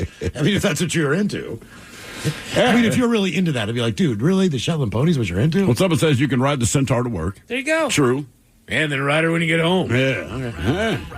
Thanks for the backup, Mike. I got you, man. I Yeah. didn't realize how strong my feelings were about that until we had the conversation. Yep. I don't know. I'm team Kardashian down. Sure you are. Okay, Yes. hear me out on this one. At least with our girl, Sabrina. Yeah. Like, if I take her to the bar, people be like, I gotta ask. But she'll be like, well, Yeah. this is what happened. I've got to ask. You walk in with a woman that top up is a horse. Right. And they say, you got to ask, is it, go ahead. She can't talk. And nobody's This is talking awesome. to you. Nobody's talking to you. They're talking to each other going, Yeah. dude, his girl's got a horse face. You think more people would talk pleasantly, let's say, to you Yes. because you have a centaur versus Hell yes. my two-legged horsewoman? Hell yes. Yeah. All Really? day, man. Yeah. Yes. How do you think Matthew Broderick feels? He's like, oh, this one's easy. He's got people whispering behind his back. Okay. Dude, his girl's got a horse face. We're saying it out loud. Yeah. Sounds like John Elway. It's a difference. Hello, Justin. Welcome to the men's room. Hola, gentlemen. Justin, welcome to the program. Okay. Would you rather never eat pizza again or never canyon yodel ever again? Oh, damn. Oh, sorry, ladies. Pizza. Sorry. Nope, I'm getting rid of pizza in a heartbeat. Are you really? Oh, without question. Technically, banging a freaking centaur seems like the better choice. I'll take the third option. Have sex with the centaur. We're using all the weird ones today. We got. Apparently, it's not that weird. Mike and Ted have an absolute solid game. Oh, it's a miniature horse. Rule 34. The only thing that I gotta say about the whole centaur thing is, I texted it in, but Mike, being from Enumclaw, you might want to tone it down a little bit on me. And I already made the joke, Justin. Yeah. Well, it doesn't matter. Either way, it's still a horse. Some part of the body. Just right. Either pick is still part of a horse. This scenario found me, buddy. Yes, exactly. Right, we're not talking about animals we consider sensual like dolphins. Right, so what do you think? Pizza? No, along with the question that you are asking our friend Justin now. All right. Bring the centaur into it, all right, Ted? No. So, no. The idea of pizza or canyon yodeling, but you're now with the Sabrina Carpenter mini horse. I'm saying you're dropping the canyon yodeling. Yeah. I'm dropping it if it's human. Yes. I'm sticking with pizza. This is just pizza or pizza. canyon? Pizza's more, you get more pizza. It's available. I don't need somebody else to get pizza. Yeah. Mm-hmm. Oh, man. I eat a lot more pizza than I do that. So Justin, what are you saying? Oh, let's go with pizza. I mean, I'm getting rid of pizza. I will gladly never eat pizza again. Really? Yes. Like I don't mind doing it. It's good. You want everybody to have a good time, but like compared to pizza, yes. So many other delicious foods. Yes, thank you. You can have pasta. There's a lot of things you can do. You don't need to do that. Yeah, sorry, guys. I got to agree with my man. You guys are shaking your head no. And to this guy's point, look, I love pizza, but if I ever want something close to pizza, it can be done. Because so many other times, same ingredients, it just depends on the vehicle which you deliver it to your mouth, as where canyon yodeling, like that, it's what it is. It's not the main event, There's nothing similar. But I'm not giving up sex. Right. It's not the main event. Yeah, but still. Now, granted, I enjoy it. And sometimes I like the undercard. Happy to be there. Right. Well, I get you. Yeah. Like Sometimes the undercard's better than the main attraction. You didn't know it'd be that near way. as often as the main event is better than the undercard. No, you're not wrong. You're not wrong. But I'm just. It depends. I'm just saying, you remember people for a very specific reason a lot of the times. Yeah. And sometimes it's nasty. And sometimes you remember why you didn't want to be with them. No, I'm giving up pizza. You ever had a nasty pizza? No. Well, not in that sense. No. I don't think pizza's. You ever opened up the box to a pizza with? Oh no! But I have to put it on my plate. Even if I only did it twice a year, I can't not eat this. I'm still giving up pizza. Even if it was like the Christmas and birthday present for me. I mean, I've dated girls that don't like it. Yeah. Right. We still had pizza. I'm not dating them. That's a deal breaker. And somebody here said just eat a calzone. That's what I'm saying. There's a way. It's not pizza. That's a folded over pizza. That doesn't count. Yeah, we can't do that. All right. Mozzarella sticks with marinara. Yeah, you could do that. Mozzarella sticks, the garlic bread on the side, your little dipper of marinara. It's not pizza, but like I can recreate the I same. I could also put a bunch of pennies in my mouth. All right. Listen, if they call it pizza, you can't eat it. Pizza rolls, pizza combos, pizza. I just think I have hands. There's other devices. I can help her find pleasure. I don't have to do that. Right. Not saying I'm against it. Certainly not honest anybody I've dated, but pizza's pizza, man. Yeah, there's other foods. Just like you said, there's other things you can eat. I'm going to kiss and stuff pennies in her mouth. Oh, where's my mean? Yeah. What was the thing I read the other day? It was like a woman with pierced nipples tastes like if you put your house keys in your mouth.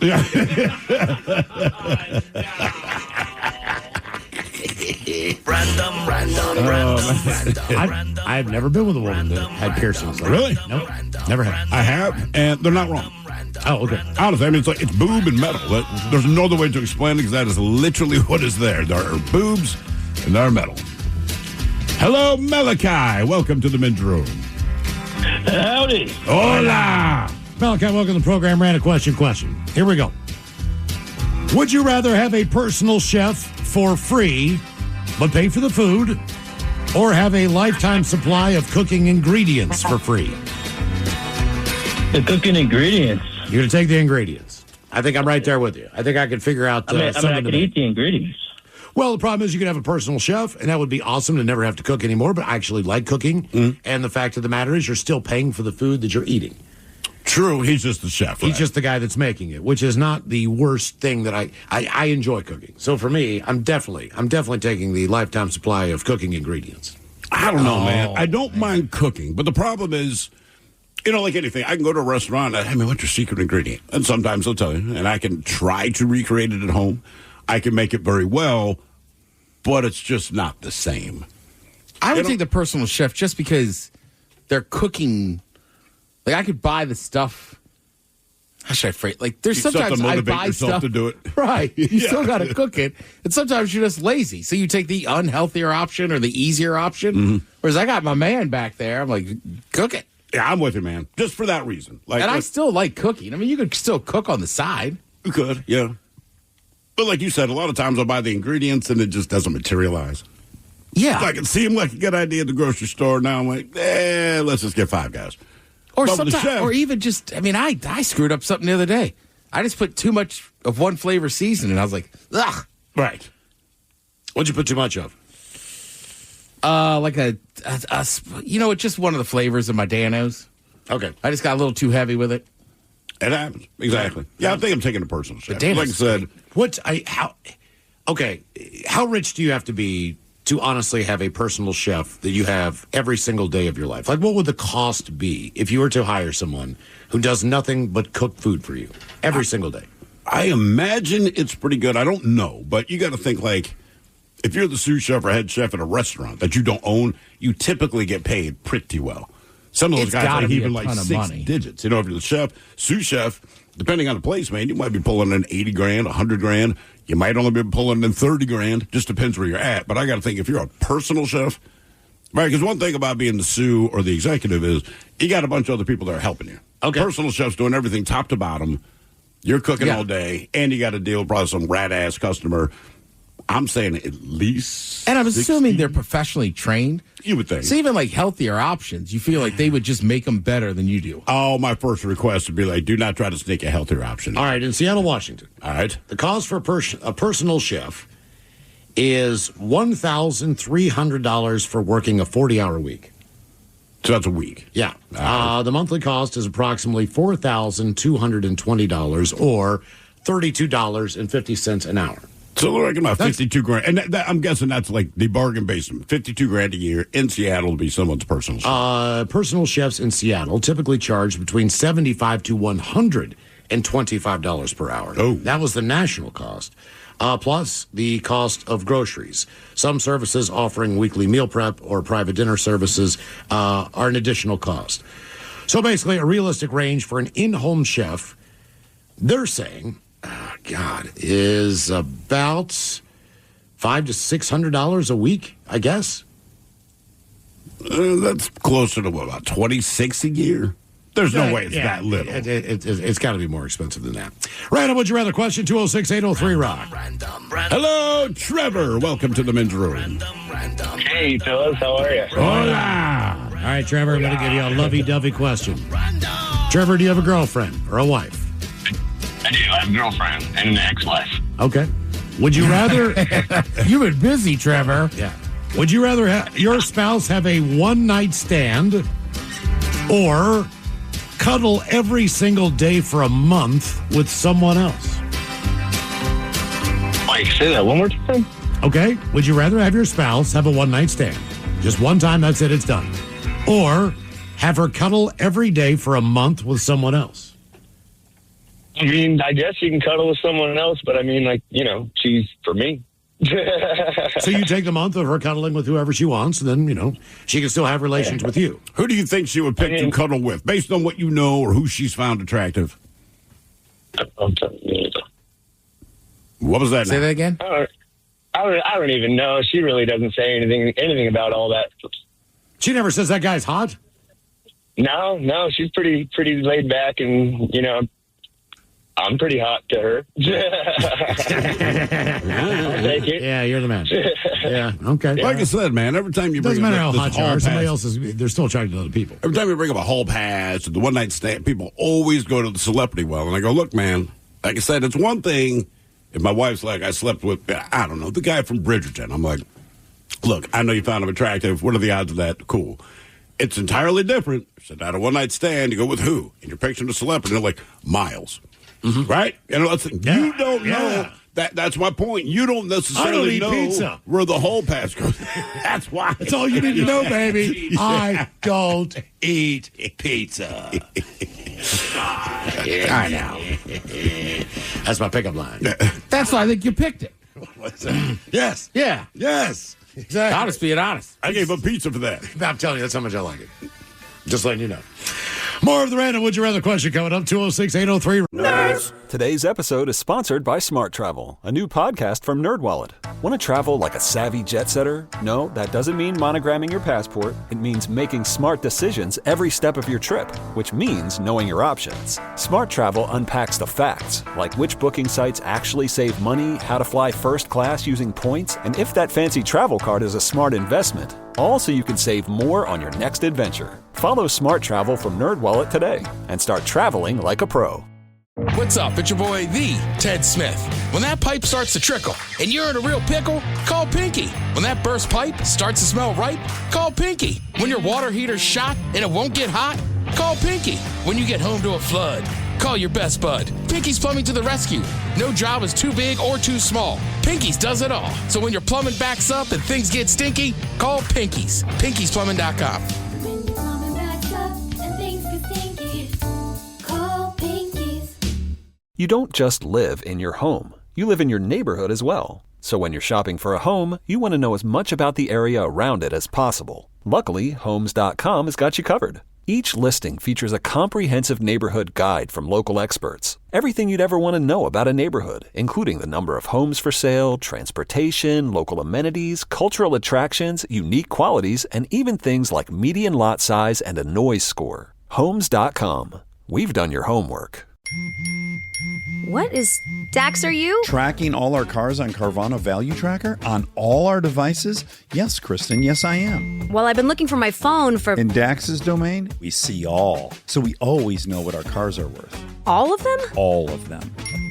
Value surge, trucks up 3.9%. That's a great offer. I know. Sell? Sell. Track your car's value with Carvana Value Tracker today. This Bosch 2-in-1 impact driver rules. Oh, yeah! That couldn't have been. Macho Man Randy Savage indeed, yeah. A.K.A. you're in a Bosch. I'm a macho manifestation of that feeling you get when you use that 2-in-1 impact driver. Oh, yeah? Nah, say it with your chest, brother. Oh, yeah! Oh, yeah!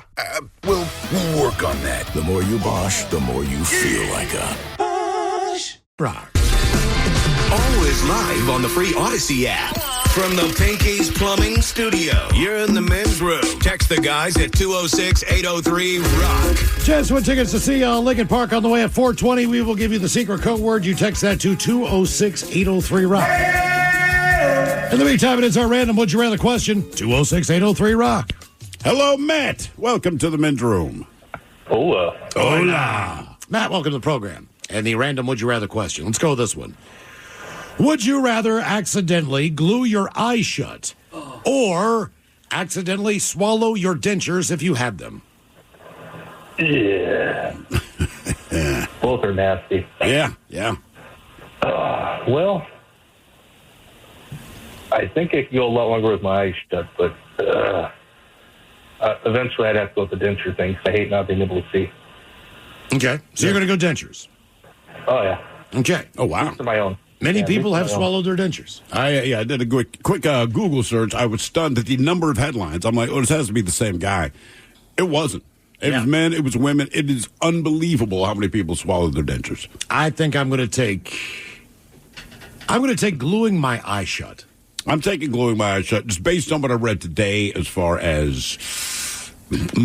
In both cases, it's rarely fatal. Dad, I know you have an exceptional story to that. But it just seems that the process to get your eyes unstuck is not as bad as what they have to do to get the dentures out of you if you swallowed them. So your relative choked.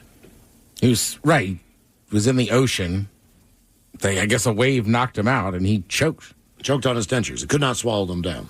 I mean, I never met the guy. But there was like a great uncle or something. Every time we were on the beach, he would take his dentures out. And finally, I was like, why do you take those out? And he's like, remember my brother, blah, blah, blah. So Like, every either time he's like jumping out of a boat or something, or he's just swimming in the ocean, and somehow he swallows them and dies. Jesus. Plus, I almost swallow on stuff or choke on stuff all the time. Like, I'm not taking the swallowing dentures. So you're gluing your eyes shut. Yeah, and I just feel like I'll just be this guy for like a week. Yeah. Like eventually it'll come undone, right? You hope so. I still shower every day. Yeah. Raise Vance, would you rather glue your eyes shut or swallow your dentures? Doctors with the Colorado hospital system are urging eye drop users to read labels carefully after noting an uptick in cases of people accidentally putting glue into their eyes. An ophthalmologist in Denver said medical practitioners, they've noticed it has become surprisingly common for people to mistake nail glue or lash glue for eye drops. He said nail and lash glues, as well as Lash several... glue. That makes more That makes sense. a 'Cause lot more I sense. can't imagine why you'd have anything glue near eye drops. Yeah. Well, they come in very similar containers, apparently. One such case went viral in 2024 when a TikTok user shared her experience with accidentally putting nail glue into her eye. Doctors sometimes, they say, have to scrape adhesive from the surface of the patient's eye, but the incidents generally don't lead to any permanent eye damage. Now we move on to the world of dentures, all right? At a bizarre incident, a man accidentally swallowed his dentures in his sleep, resulting in them getting stuck in his lungs. Doctors at a private hospital successfully removed the dental set. 52-year-old man had been using fixed dentures for several years. However, the set loosened over time and was inadvertently swallowed while he was sleeping. Now, the set made its way down the airway and became lodged in the middle section of his right lung. Yeah. So the medical team opted for a rigid bronchoscopy, I guess, bronchoscopy with general anesthesia, and they were able to successfully remove the object. But wait, there's more. A 67-year-old man accidentally swallowed his denture while eating food. He was struggling with extreme pain in his throat and chest. And when the doctors examined him, they found that the denture was stuck in his stomach. He also had injuries in his food pipe and stomach area and was bleeding internally. Now we have the case of an 81-year-old woman from Peru, or a man, who accidentally swallowed his dentures during an epileptic episode. Jeez. And he was saved by a medical team that successfully removed the object from his throat. Then there's the Texas woman who accidentally swallowed her partial dentures, and they went down into her stomach. 88 years old, was taken to the emergency department at the UT Southwestern Medical Center after she mysteriously misplaced a set of dentures while she was eating her dinner. She did not misplace them. The woman's family took her to the hospital where they could not figure out how her bottom denture suddenly disappeared. Well, after several attempts to retrieve the teeth, the doctors finally were able to grab the dentures with forceps and successfully remove the dentures. And then there was the man that swallowed his dentures while eating a bowl of soup, and he went surgery to remove the dentures from his stomach. He swallowed his dentures while eating a festive mince pie. Mince pie. Festive mince pie. Did your grandparents have dentures, man? Yes. My grandmother did. I don't remember if my grandfather did, but it would just freak me out. Because she ate soul food all the time. And one thing about soul food, there's a lot of stringy meats involved. Mm-hmm. So at night, you're the grandkid, you're like 5 or 6 years old. She wants to get some sugar before you're going to go to bed. She's going to go in there and give her a kiss, but she's already removed her teeth. And they're sitting in that glass with, was it Efferdent? Is that what it's called, or whatever it is? Yeah. And the bubbles, but I just vividly remember I could never take my eyes off of the teeth floating in the glass and then watching the bubbles dislodge like bits of meat and bits of vegetable and just watching that stuff kind of float around. I just thought it was so gross. Yep. So gross. I hated it every time. Like, please, just leave your teeth at until I give you a kiss. Because I can't stand looking at it. It is weird. It takes a second. Yeah. Yeah, it does. It really does. We had a teacher in 7th grade. He was probably 40 to 45 at the time. And like I said, we were in 9th grade. And he's our English teacher. And I don't remember what our class had done. But this guy rarely yelled at us. But he was pissed at us for something we'd done in the previous class. We were kind of the bad class. So we didn't do anything to him. Everyone liked this guy. But he's screaming at us. And it really put us in our place because he's the guy that always had our back. But as he's screaming, it's kind of like American Werewolf in London, like when his teeth would grow. So he didn't realize that his dentures were slipping out of his mouth. We did not know he had dentures. And as he's screaming that, we just see his gums growing. And then he could kind of see the look on our faces. Can he kind of just stop dead? We were terrified. We honestly, none of us at that age thought, oh, his dentures are slipping. We're like, Homeboy's a werewolf because that's the most natural thing you should think. I mean, seriously, it freaked us out. And then he realized they were slipping out, slammed it back in his mouth. Then he was really uncomfortable, and there was just this awkward, dead silence because he's revealed he had dentures, right? So he just sits down at his desk, and like I said, he was mid-screaming at us. And those were Lamont Gray, the class clown, in this case was not an idiot, just said, don't worry about it, Mr. Roscoff. We still got your back. And it kind of made everything better. But then after that, we're all like, Mr. Roscoff's got dentures, man. Did you know that? Like, no, man, he was screaming as they were sliding out of his mouth. It was crazy. Hello, Jesse. Welcome to the men's room. Hola. Jesse, welcome to the program. Random Would You Rather question. We'll give you this one. Would you rather have a former classmate marry your mom or you just marry 16 different wives? 16 wives at once, like polygamy style? Yeah, that's correct. They're Yes, all sir. your wives, man. They're all mad at you about something.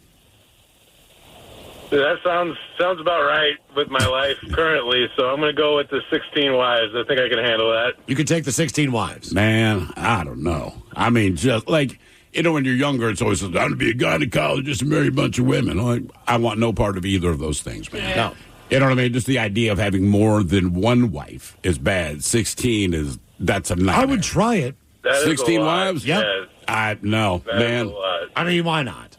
Because you got to live with them. What if 2 stick around or 3? You know, maybe. Oh, they're all sticking around. Maybe you blow 13 relationships. Maybe, you know, yeah. But either way, I mean, 16 wives at one time, though, dude. At one time. So you're the That's guy. a lot of. That's a lot of. Yeah. And the thing, and look, they man, all know each other. if you're married, you know this goes. All they're going to do is talk ass about you when you're not home. And then when you get home, whatever it is they determine you've done wrong or whatever perceived slight, they're all going to be on the same side. And it's bad enough to hear my wife nag me about something. I can't imagine 15 more of her piling on to whatever the complaint is. Or even if it's not a complaint, just getting up in the morning and 16 different people ask me what I want for dinner before 9 a.m. Well, it would be tough. I don't know. It would be tough to keep a schedule because everybody needs you to do a little bit of something, right?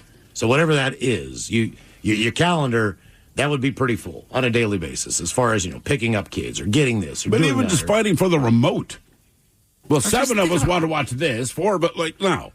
I see a scenario where people live in multiple residences on this ideal world of mine. Okay, let's say you have 16 houses, but you've been married. Yeah. You've told stories about just dealing with one person. Oh, it's horrible. That's what I mean. Right, Like, so why would you want to deal with 16 of them? Because maybe I could find one that's nice. maybe. I can spend more time over at their joint, I don't know. Good for my, one of my classmates. Hope he has fun with my mom. Okay. Yeah, that's where I'm at. Like, dude, marry my mom. Yeah. I don't want you to, but if the alternative is 15 more wives, marry my mom. It'd be a fun wedding. You What, think with you're- 16 wives?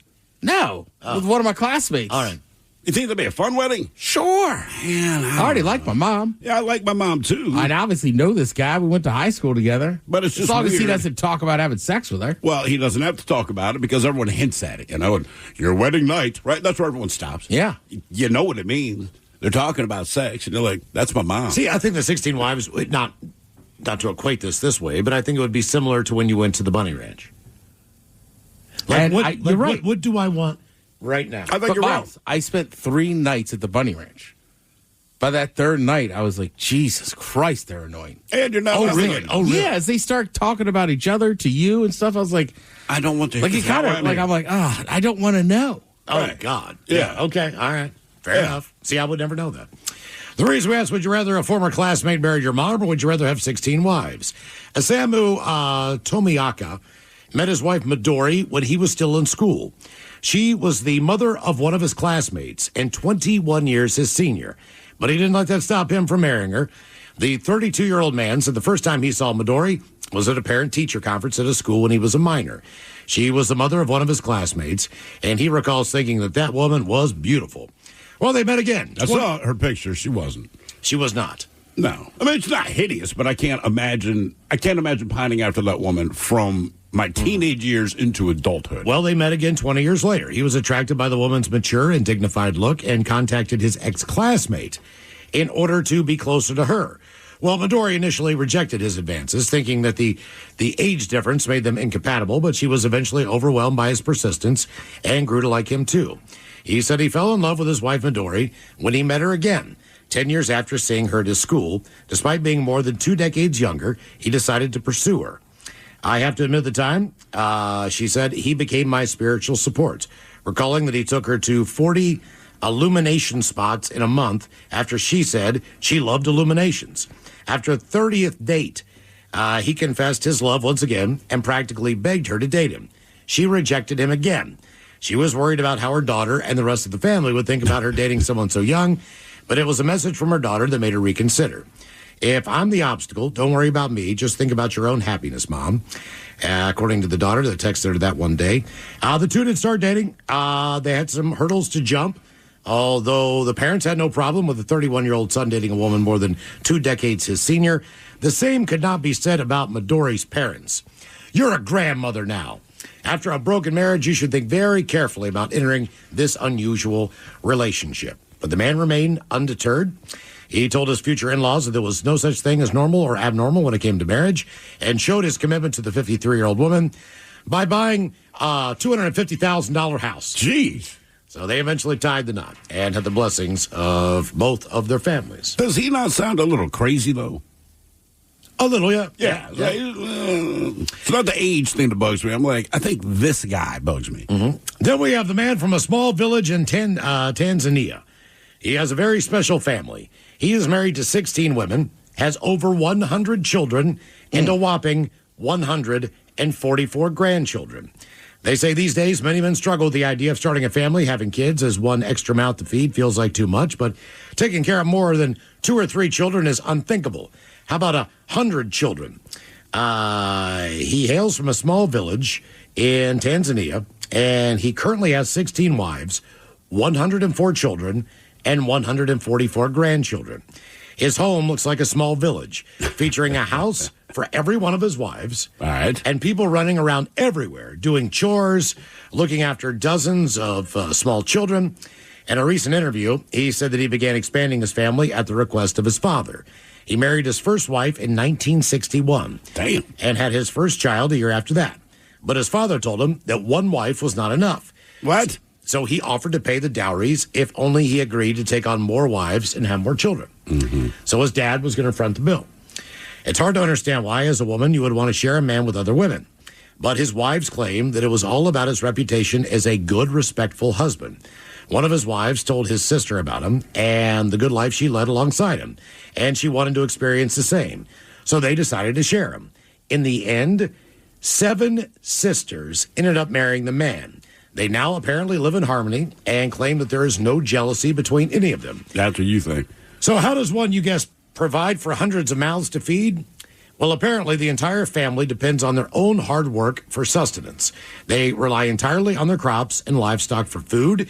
They grow corn, beans, cassava, bananas, and what they don't consume themselves, they either trade or sell for other goods. All right. The wives all claim that they always talk openly about their problems and don't let grudges threaten the unity of the home.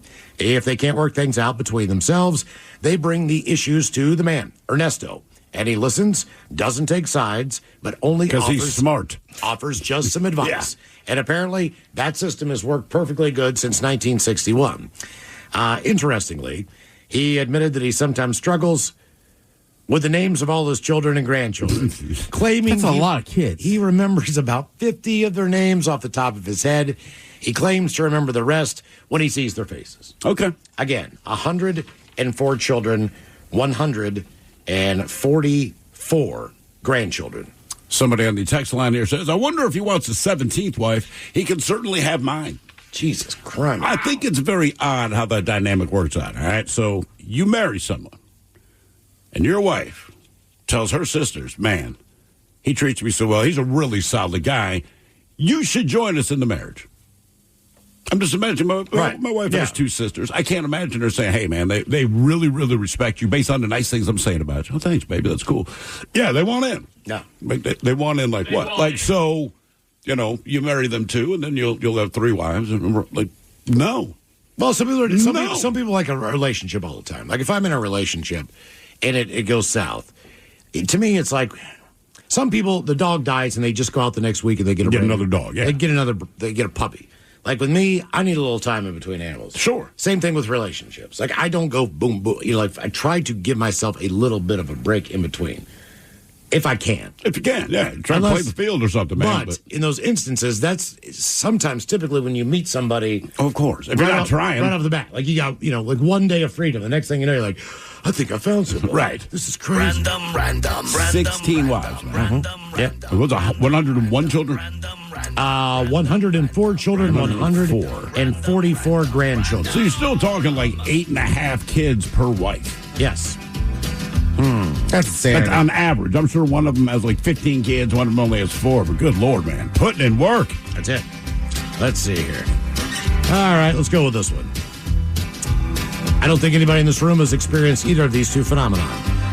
Would you rather have a toenail ripped off completely or pass a kidney stone? I'm going to go kidney stone. And yes, 100% of the people I've talked to that have passed kidney stones have talked about what a horrible experience it is, most recently my brother. But they kind of got through it. And they're like, dude, it sucks. It is what it is. You don't always know when you're going to pass a stone, but you're always aware that you might until the doctor gives you the all clear. So you can prepare. And he said, look, it's awful. It is absolutely awful. The few times I've heard about people getting a nail, whether it's finger or toenail torn off, when they retell the story, you could tell they're kind of reliving the trauma. Where a kidney stone, they're like, dude, it sucked. But there's no one kidney stone ever here where they're like, this was the worst. Like, it just kind of sucked all the time. I hear about nails getting ripped off, and it's just the look on people's faces when they relive the story. Yeah, I'm because like, you really can't see that you're passing the kidney stone. You can feel it. You can see your nail ripped off of your toe or your hand. And I think the toenail, again, it's going to hurt. Like, I've cut off half a fingernail. Yeah. And it was awful, but you keep bandages on it and it gets all right. But how long was the pain for? Was it just the initial act, or was every it time like you days, change the Band-Aid, you could feel it. You get so that that little hurts. pinch. But I mean, like kidney... is it an open nerve? But feel? kidney stones is like, you're double over in pain. Yeah, that is what my brother said. And so the doctor... And for how long? Until you get the thing out. So that's when you go to the doctor, and as he explained it, whatever they give you, they can't get rid of the stones for you, but they can sometimes sonic break them up so that they're smaller and easier to pass. And he's like, that way it only hurts half as much, but you're still in a lot of pain. And how do you get kidney stones again? I don't know. I know. I mean, like, if your brother has them, does that mean that you're more predetermined to get them? I hope not, but I know you can get a calcium buildup, right? So somebody warned me before. They said, look, man, if you're somebody that eats Tums all the time, all the extra calcium they put in That's there, what I've heard about. You got to be careful about eating too many. Yeah. Yeah. Because you get this stuff, and so it's in your kidneys, and your kidneys eventually want to get all this backup out of there, and the only way out is your urethra, and it's a piece of calcium, and they're all jagged. Like, that's the real thing. Because you always picture, like, this smooth, round thing. Yeah, right. It's not like a piece of hail. You know, these things are, like, cyclical. I mean, just take a piece of glass. I'm taking the nail. I'm taking the nail. I'm taking the nail ripped off of my foot. Let's see. Somebody here says, I ripped off my entire middle fingernail about 20 years ago, and I literally have the chills and goosebumps just thinking about living through that again. And that's my only... Is that right? Okay. Kidney stones is all over the place. Possible causes include drinking too little water, exercise too much or too little, obesity, weight loss surgery, which I think would help you, and eating food with too much salt or sugar. Okay. I don't know. That's a strange one. And the kidney stones don't seem too, like, one way or the other. Like, I've known all types of people to have them. I mean, Cobb. Yeah, there's nothing. My buddy Cobb from the podcast, he got them in college because it was like, he was a college swimmer. And it was like something with all the amount of time they put in the pool. Chlorine, maybe? Or something. Yeah, but same thing. Damn. Okay. All right, we got your secret word coming up at 4:20 for your chance to see Lincoln Park and Climate Pledge there, September 24th. And we got your emails coming up next to the men's room at KISW.com. Mom, I need to lay low for a few days. Lay low? What's going on? I only paid for this Hyundai Tucson. Christopher Allen Lynch. Deal's so right, it almost feels wrong. Get the car or SUV you want at the Hyundai Getaway Sales Event. Get 0.99% APR for 60 months or $7,500 EV bonus on the Hyundai Ioniq 5. Visit your local Hyundai dealer today. Offers end March 31st. Call 562-314-4603 for details. Navigate the electric revolution and gain insights to electric vehicle manufacturing with Rockwell Automation. Get our free white paper and gain all the insights you need into the electric auto industry and smart manufacturing. Only the agile will survive this metamorphic shift in the industry. So let Rockwell Automation keep you up to speed. Search Rockwell Automation EV Revolution white paper and download your free copy today. The electric revolution is here, and full insights are available for download. Get the Rockwell Automation EV Revolution white paper today. Hiring is a lonely business. Posting jobs, sifting through resumes, interviews with unqualified applicants, being ghosted. What if you could link with dozens of qualified candidates who are ready to work right now with just one connection? That's Express Employment Professionals. Find us at expresspros.com. One connection, the workforce you need. Problem solved. Express Employment Professionals. expresspros.com. I love the Marquette community. I think, it to me resembles a family of some sort. You are coming to a place that is not only going to give you a great education, but I think it's going to make you a very well-rounded individual. Especially because of the size, you can definitely find your people. I came in and it was open arms. While you're here, we're going to try to make you feel that same love and make this place home. We are Marquette. We are Marquette. We are Marquette. We are Marquette. With Fidelity Wealth Management, a dedicated advisor gets to know you and your goals to build a comprehensive plan to help grow and protect your wealth. Backed by a team of specialists, they'll analyze all your accounts, even the ones they don't manage, to keep an eye on taxes and provide proactive portfolio insights that can help you unlock your wealth's full potential. Learn more at fidelity.com/wealth. Investment minimums apply. Fidelity Brokerage Services, LLC. Member NYSE SIPC. At Danner, the journey is never complete. The Danner N45 Trail Hiker is designed to support those willing to sweat in search of their edge. Featuring per-spare uppers with a reaprene gussets for maximum breathability and Endurafoam midsoles for long-lasting comfort and cushion. The recraftable Vibram Mega Grip outsoles are built to be rebuilt. Danner's precision fit technology is available in women's styles. Breathe in the scenery with the Danner N45 Trail Hiker. Wherever you are on your journey, take new steps in the only direction you were meant to go. Forward. Explore the N45 at danner.com. This episode is brought to you by Progressive. Most of you aren't just listening right now. You're driving, cleaning, and even exercising. But what if you could be saving money by switching to Progressive? Drivers who save by switching save nearly $750 on average. And auto customers qualify for an average of 7 discounts. Multitask right now. Quote today at Progressive.com. Progressive Casualty Insurance Company and Affiliates. National average 12-month savings of $744 by new customers surveyed who saved with Progressive between June 2022 and May 2023. Potential savings will vary. Discounts not available in all states and situations. Ready to explore Europe the striped way? Fly Condor Airlines nonstop to Frankfurt and connect effortlessly to most European destinations. Relax and start your vacation in comfort. Fly the striped way. Visit condor.com today and book your next adventure. Hey, anyone know what channel the game's on?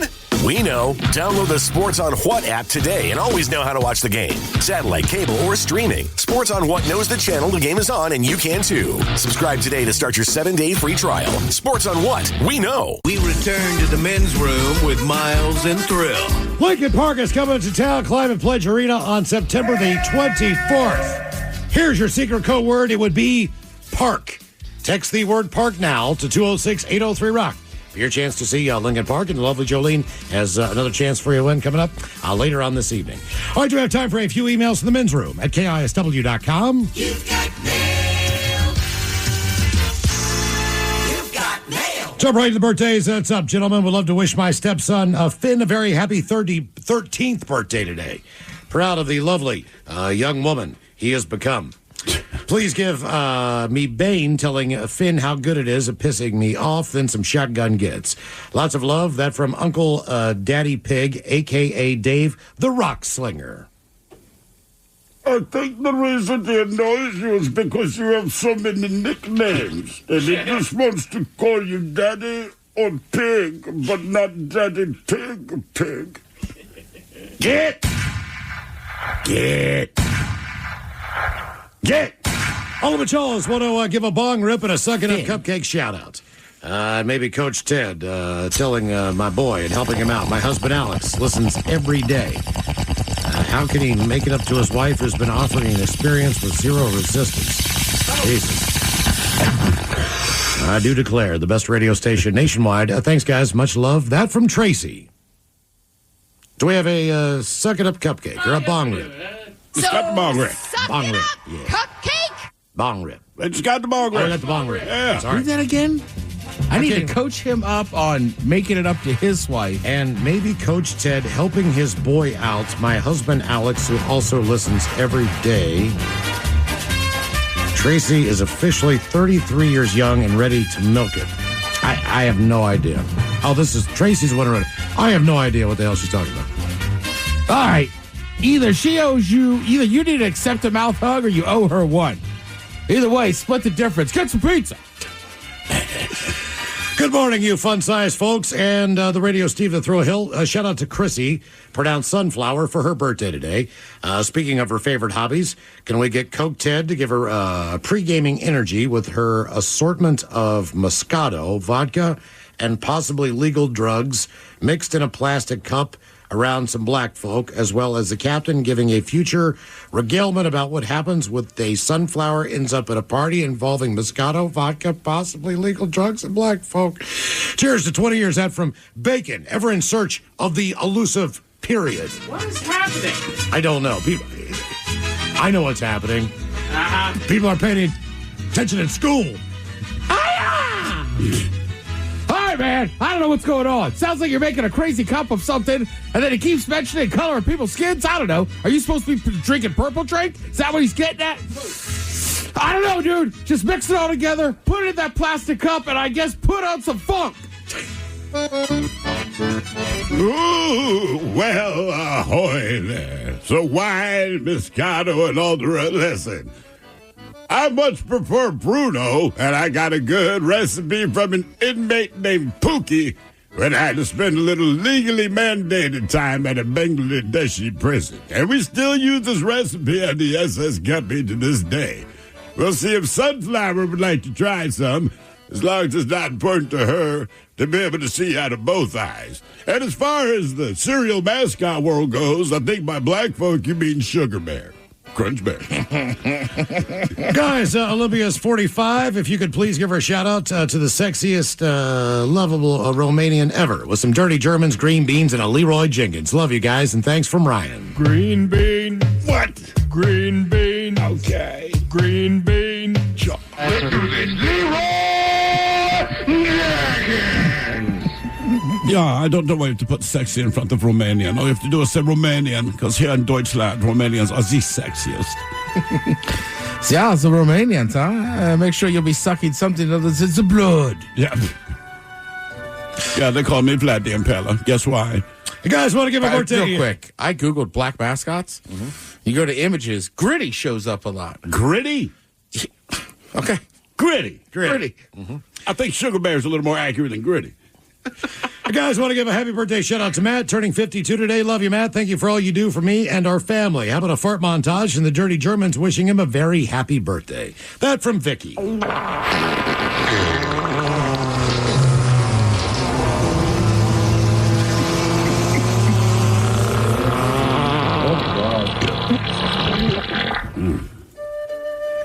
Yeah, tonight for your birthday, why don't you make Vicky sticky with your meat candle wiki? Oh, yeah. Yeah. I like that. So you can get some wax on your hands, maybe on her nipples. Yeah.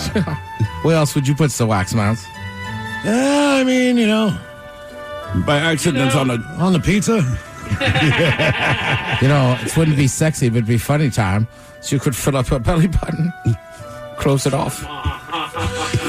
Gentlemen, a coworker of mine, Clint the Ripper, is celebrating his 55th birthday today. He likes the baseballs and would love to hear what the Dirty Germans would like to do with the Ripper. Thanks, guys. That from Squirrel. Yeah, did they call you Squirrel because you have nuts in your mouth? But as far as the baseball goes, yeah, I'm a fan. A big white ball with red stitches.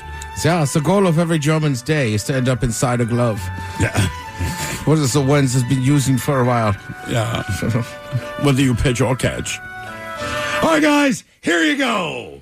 Happy, happy, happy birthday. Happy, happy, happy birthday. Happy, happy, happy birthday to you, to you, to you. Ya's a Dirty Germans brought to you by Men's Room Original Sausage. Available through Uli's World Famous Sausage, mensroomlive.com, and other fine retailers. A vagina game! Whoop. Good times. Ladies and gentlemen, there we go. Men's Room celebrating 20 years on the air here in Seattle. And with that, the Men's Room World Tour rolls on and continues with stop number 2 as we get ready for a little baseball and a live opening day broadcast at Pioneer Tacos and Tequila right down near the stadium. Now join us next Thursday starting at 2 o'clock for a little live big dummy. The head chef will be there with tacos and tequila and Men's Room IPA and Men's Room 20th Anniversary Lager. If you are headed down to the game, stop by and join us for our live broadcast from 2 until 6. You can't miss it. Time. You cannot. Actually, I was there at, what's the Metallica concert, the most recent one? Somebody, they're playing at, the football stadium, and that is where we stopped at and grabbed a few drinks before we headed on. Mike and I were in there, ironically, last year after a Mariners game. Really? Mm-hmm. Yeah. It's a great spot, man. It really is. Unbelievable selection of tequila. They've got unbelievable They kind of tacos. specialize, yeah. They've got the Men's Room IPA on draft. They'll have the Men's Room 20th Anniversary Lager there.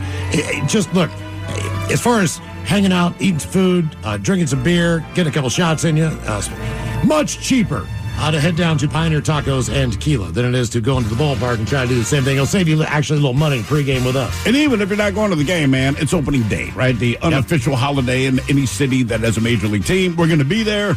We're going to be in the middle of the crowd. It should be a very, very good time. And this is our first broadcast at Pioneer Tacos and Tequila. I know. Been there down many times, obviously. I've never before. broadcast from there, but yes, I've been there often. Mm-hmm. Yes. Let's see. We got it up on the website. All the details at KISW. Boom. It is on Occidental, by the way. That's kind of the... it is right across from the football stadium. Yeah. It's one of those... It's the road that goes down past the football station stadium where you wonder, is this a road where you can actually drive on it? Or is this just a walking-only road? And I'm still not sure because every time I walk down... Depends on the event. Because it seems like I'll always see like 1 or 2 cars kind of getting their way through there, but not a lot of cars. But I'm like, is this legal or not? I don't know. Yeah. Because everyone just walks in the middle of the street anyway. So But join us for the opening day broadcast at down near T-Mobile Park. Pioneer Tacos and Tequila from 2 till 6 on Thursday, March the 27th, as tomorrow we are 1 week away from opening day. That's always a good energy, too, man. People, like, I know a ton of people that go to opening day or opening, you know what I mean? Like, right. Also, it's opening day. It's not the home opener. Right. So I think that makes it more special. It's a Thursday.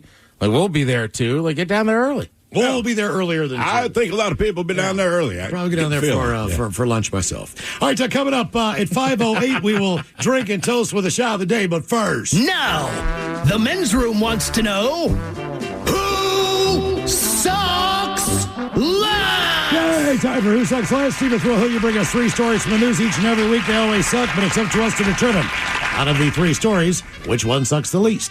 Now, if you happen to like KISW on Facebook, X, and Instagram, the debate is already underway on Who Sucks Less. Yes, indeed. And today we're international, boys. We've gone big. We got 2 stories out of China. We have 1 story out of Australia. Unfortunately, the story out of Australia, that features a U.S. resident. Let's get to it. A U.S. influencer who shared a video of herself snatching a baby wombat from its mother.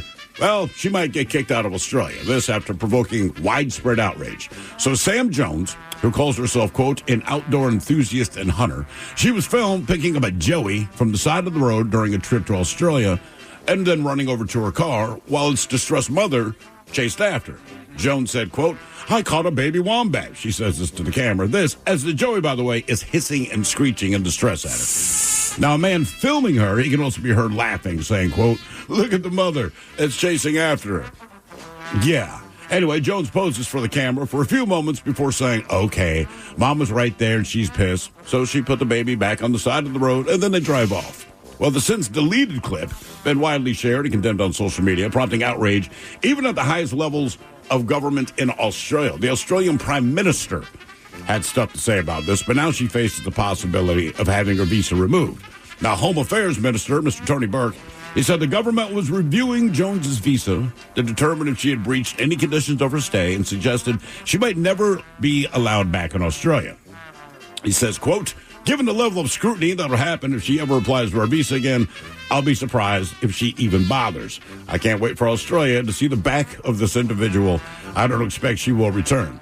And then in a very sexy group, the Wombat Protection Society, yes, it's a Wombat Protection Society, they said they were shocked to see the mishandling of a wombat Joey and an apparent snatch for social media likes. They say, quote, she placed a vulnerable baby back onto the country road, potentially putting it at the risk of being roadkill.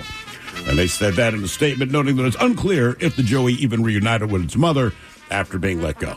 Mm-hmm. Jones, meanwhile, the influencer has 92,000 followers, but she has taken her account private after the backlash. Shocking. Yeah.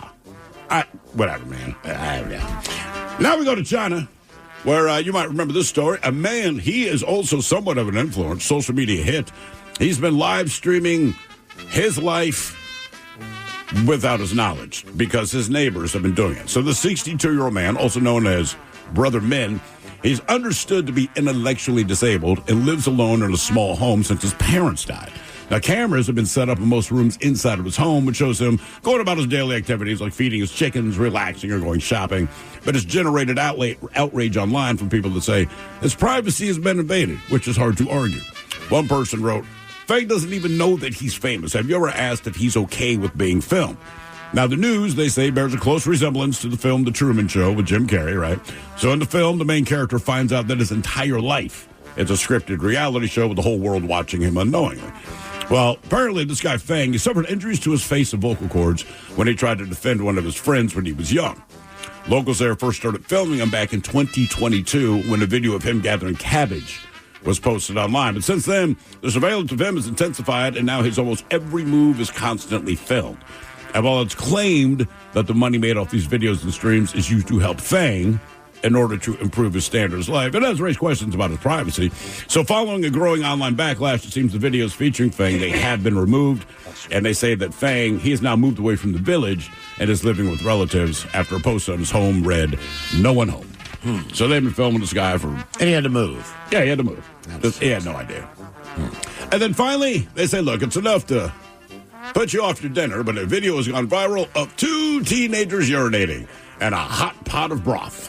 The boys, both 17, they were filmed taking a leak into a broth pot in a private room at a Shanghai branch of China's biggest hot pot chain restaurant last month.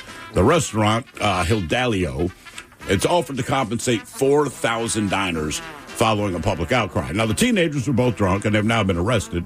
But the broth gained the unwanted new ingredient, but it was not served to any customers. That is according to the restaurant. And it's unclear whether the hot pot was properly disinfected before it was used for new meals.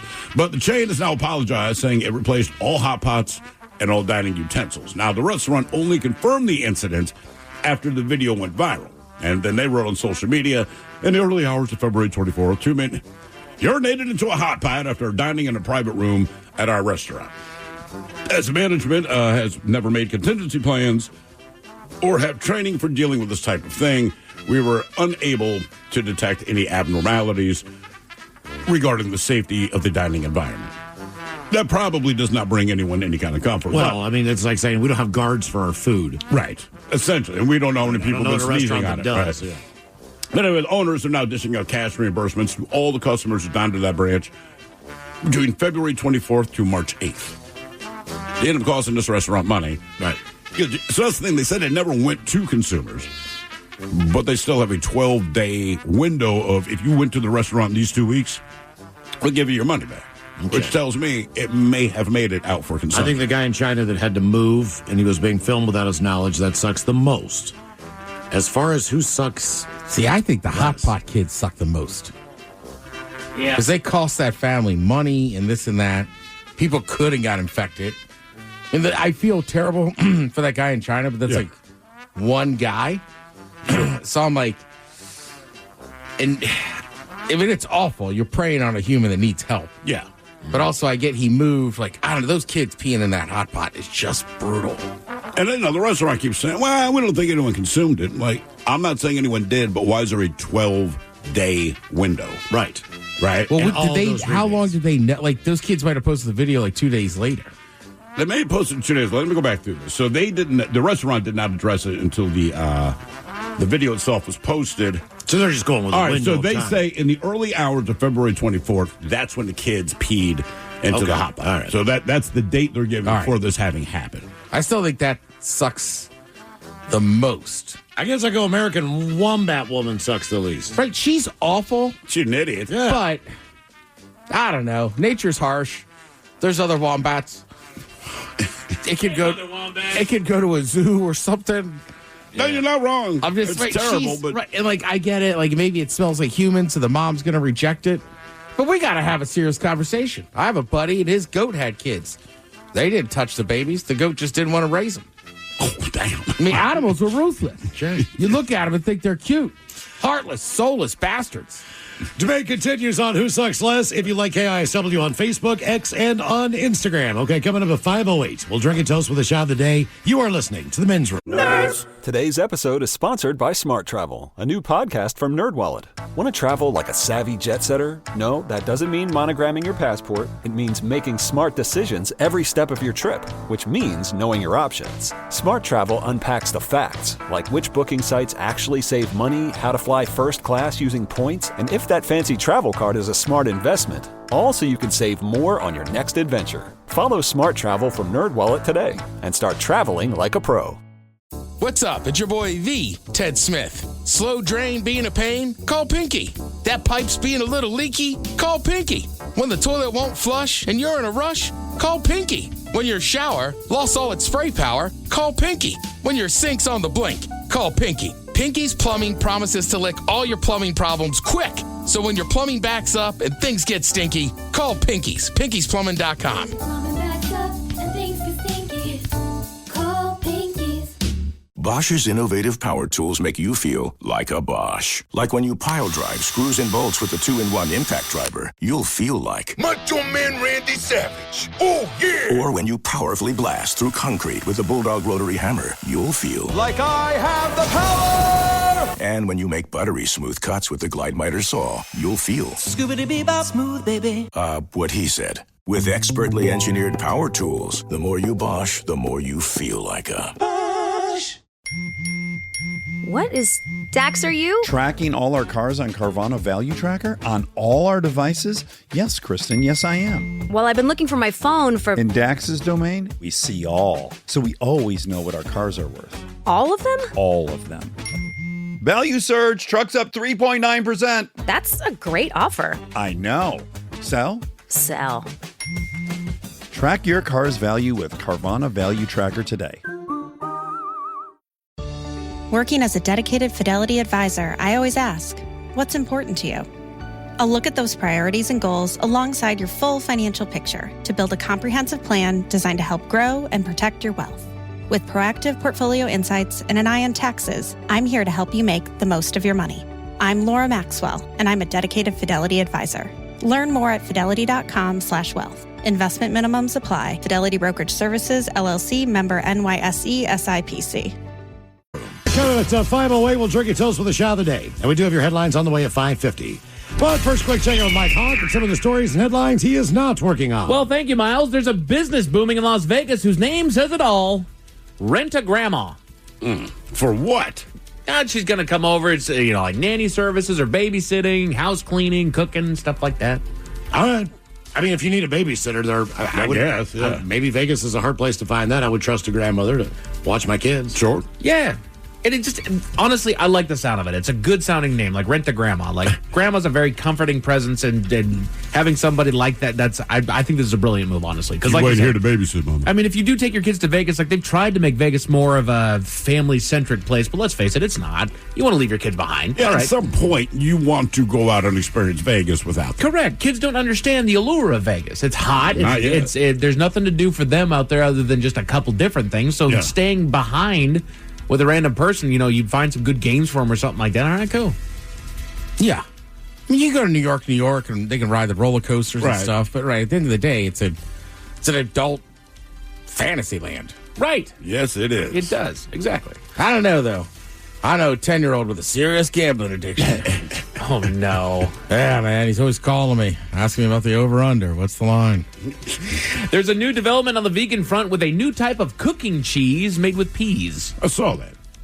which I'm interested because I already don't like the vegan cheeses, but if they made a new development, one, they called it cooking cheese, and that to me is different. Right. You're not just eating a stick of this or putting it on top of, pizza or something like that. This is like, no, you're cooking with this. You're going to make a roux. You're going to do whatever it is that you're going to do with it. So, honestly, I'm down. I'll see how it can't be worse than the vegan cheese they have now. No kidding. That's what, whatever you put out, it is not that bad. The vegan community has nailed it on a lot of different things where they're trying to emulate different flavors or went in their entirely different direction, whatever it was. Cheese is absolutely one thing that they still have yet to. That is one thing that people are in complete denial. Oh, man, I love this kind of fake-ass cheese. No, you don't. It's garbage. Right. It's trash. Like you said, they've done a lot of good things with flavor simulations. The cheese is not one of them. Right. I mean, it's tough. Right? Like, they've done it, like you guys are saying, just echo what you're saying, but like some things are not going to taste the same as the real product. Mm-hmm. No. Washington State just figured out that a ton of drivers on 167 may have been using the HOV lane for free. They were. You just figured that out. Just figured it out. So what it was, because it didn't make sense to me. And which one? What are they saying? 167. So it's got also on I-5, just so you know. Oh, yeah? No. So 167, the HOV lane is it's an express lane. No, you got to pay for it. It's a toll lane, yeah. So if you've got the good to go, whatever it is there on the front of your windshield, that's how it was picking it up.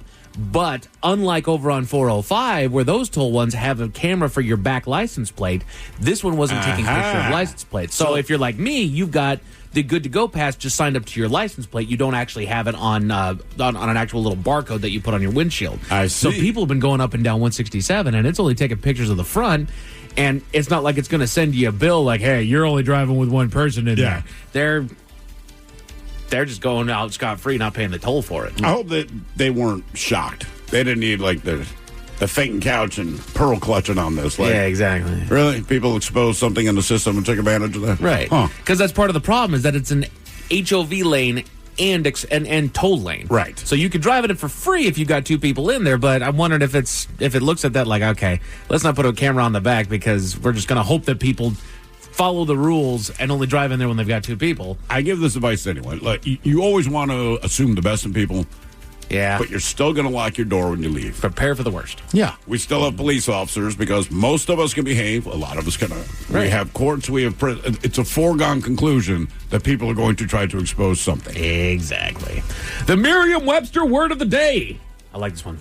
Juggernaut. Juggernaut. That was a fun little feature of my Modern Warfare game was if you got to be the Juggernaut. From the comics? That Juggernaut, or do they just have a different Juggernaut? He's basically in this big old bomb suit, and so he's got extra health and whatnot. It was fun. Experts are telling us that we're filling up our gas tanks wrong. I read that whole article. So did I. It was interesting. It was. How are you supposed to fill it up? So what they're saying is that if you're like the way honestly that I do it, you put the hose in your tank there, and then you pull that trigger as hard as you can, get it all the way up there, and then it's got the little notch on there. So you can let it go, yeah. So if you put it all the way up on the highest setting and you're making it go and fill as fast as it possibly can, they're saying that it is filling with vapors a lot faster. And it's also ticking up your meter a lot quicker. They're saying what you need to do is you need to fill it up slower. You need to fill it up when you are at half a tank, not on an empty because tank. There's more air in the tank for more vapors. Correct. If you have an empty tank. Correct. And if you go slow, those vapors aren't as prevalent. And if you fill up in the morning when it's cold, correct, compared to the afternoon, the vapors, as far as the oxygen and the temperature, it's more dense. It's more dense. And there was one more thing. Don't fill your tank up if you see a gas truck at the gas station, because when they fill up the tanks below and they shoot the gas down there, all the sediment, dirt, crap that's at the bottom of those tanks underneath it starts to swirl around in there. And it's not settled, so that goes then into your engine, which is not good. Correct. So those are the basic points, I believe. Right. And it made sense because, it was a common irk that a lot of people had is that, at the first 3/4 of your tank, that's a powerhouse right there. But that last quarter of a tank, that thing runs away quick, and it makes full sense that now it's evaporating because it's got more room. There's more air in the tank. Exactly. Yep. Exactly. So they say don't let your tank get below half full. My father probably never had that problem in the entire time that I've known him. Oh, yeah? Yeah, he was that guy, dude. If it didn't have a tank, we are stopping at the gas station. But it was just in case. Always. Right. That was always just, like, I'm never going to be in that situation. Like, just let's prevent us from ever running out of gas. That was his idea. Well, if you've ever been rolling down the road and it's on E and it's been on E and you're looking for a gas station. And what sucks is when I got the Marshmallow, that's a diesel. And I had to deal with the diesel, and in my entire life. We did have a diesel, but there's plenty of stations there in Enumclaw. I did not realize this. Not all gas stations carry diesel fuel. That is correct. And so when all of a sudden I'm running low and I'm looking around like, oh, they don't have diesel. Okay, problem. That is an issue. Doctors in West Africa are warning women of the dangers of tobacco, specifically the intravaginal use of tobacco. I read that article, too. What do they put, like a chewing tobacco Like a in chaw there? in there? I mean, think about the buzz that someone gets when you put chewing tobacco in your mouth, right? Correct, because your gums are... They're doing it in their vagina, right? And basically the inside of that is not much different than the material that makes up your gums. The way it absorbs it and gets you the buzz. Yeah. And I imagine it. So anyway, yeah, they're basically getting a not quite a high, but a strong buzz off the tobacco. They're just doing it in their vagina. And the doctor's like, hey, hope you're sitting down for this. Not a good idea. Yeah. Not the That'd be thing like for. boofing it. Yeah, for the most part. Actually, heard the material in there is more closely related to the inside of your cheek. Yeah. How many So think people about it, just put the- tongue to their cheek? Everybody. I Everyone listening just did. You ever bite your cheek when you're eating food? Dude, I've been doing it Yes. so damn much in the last couple of weeks. It hurts like hell. I don't know why. Once you do it, because you'll go years without doing it. But once you do it, you keep doing it again. Can't But it also reminds you not to use your stop. teeth. Yeah. Yeah. Just saying. Actually, Mike and I don't have to worry. Yeah, you guys are eating pizza. Yeah. I'm not. I'm eating the tobacco. Switching gears here. Got a spittoon? Oh, my God. You What know is it. this? Beach nut? Woot, woot! Yeah. Give her a little skull bandit. I'm catching a buzz now. It's like going down there to the Zen end, you know? I'm going to quit smoking. Right. Switching gears here. There's a lot of different animals in the old animal kingdom, but we know a lot of what the noises that they make. However, there are some that are outliers, and they make things that are a little bit difficult. So let's play a game. The Men's Room Top 10. The Men's Room Top 10. 10 of the weirdest animal noises. I don't know about weird animal noises unless you want me to tell you about a girl I once dated and the sound she made in the throes of passion. In this case, try prying open the mouth of a 2-month-old Henry lab who decided to eat a half-consumed burrito on the sidewalk, and you have a whiskey buzz, only to have your hands slip off his mouth and into his razor-sharp teeth where they continue to puncture your thumb. I can tell you the sound I made would shake the core of any living creature on this planet. That's a fact. That hurts like hell. I've had that happen. Those razor sharp puppy teeth. Oh, my God, dude. And they don't quite know how to use their mouth yet? Nope. Oh, yeah. Yeah. Those punctures are something else. It is tough, man.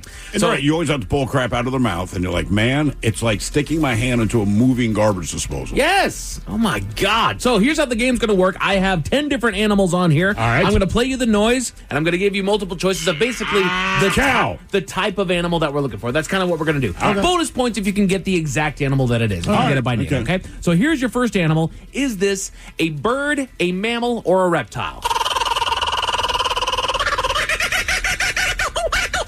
Mammal. It's a monkey. Mammal.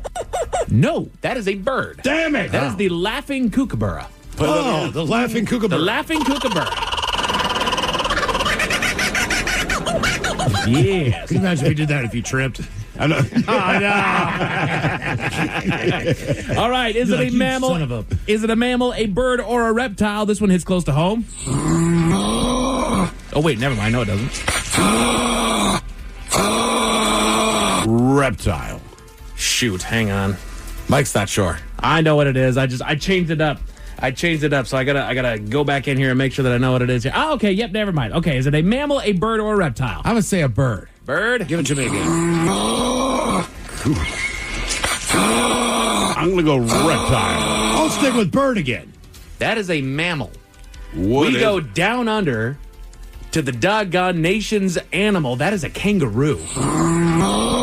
Jesus.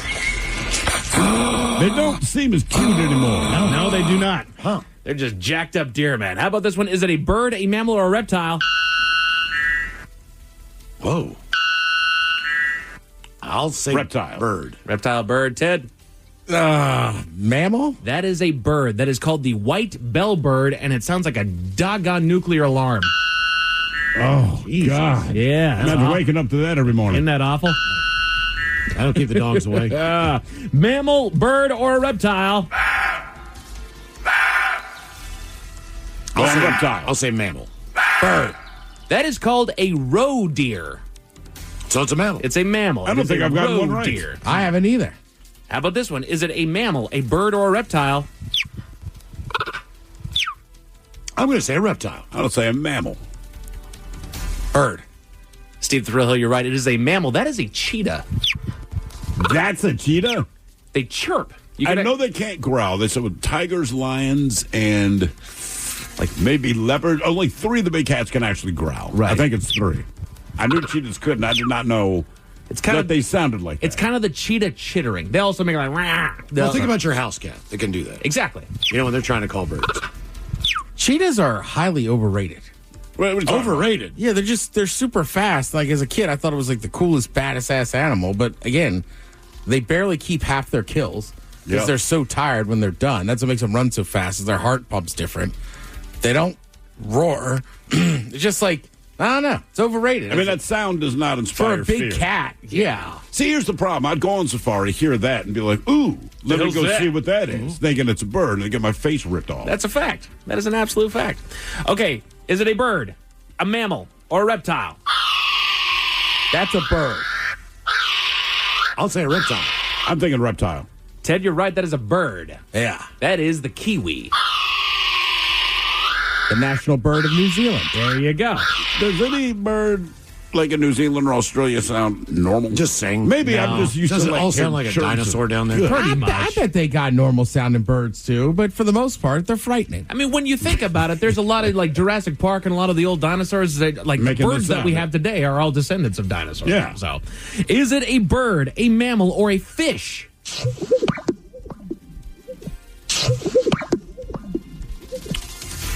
I'll say bird. Mammal, fish. Mammal. Fish. Miles, you got it as a bird. They call this the greater sage grouse. Ooh. It's got a big, almost gelatinous chest on it, and it kind of like fluffs it out, and it makes that weird water drop Kind of a cool sound, though. But I can see why you said fish as an option. Exactly. Yeah. Exactly. Is this a bird, a mammal, or a reptile? That is a bird. That is a drive-by. That's that giant bird Which is a mammal. with the giant beak that looks ferocious. The shoebill. You are exactly right. That is a shoebill. Yeah, That is a shoebill? That's a Yeah, shoebill. play that again. That is it clacking its beak open and shut. Wow. Say hello to my little friend. That would be more terrifying, We couldn't dude. afford a machine gun for the movie, so we had a shoe bill. Hey, look, man, if that thing does that in a restaurant, everybody's hit the deck. Yes, Oh, for sure. dude. But if, One person is. but if he had said that, say hello to my little friend. He opens a door and that big son of a bitch walks in doing that, man. I'm heading for the doggone hills. Damn. Bird, mammal, or reptile?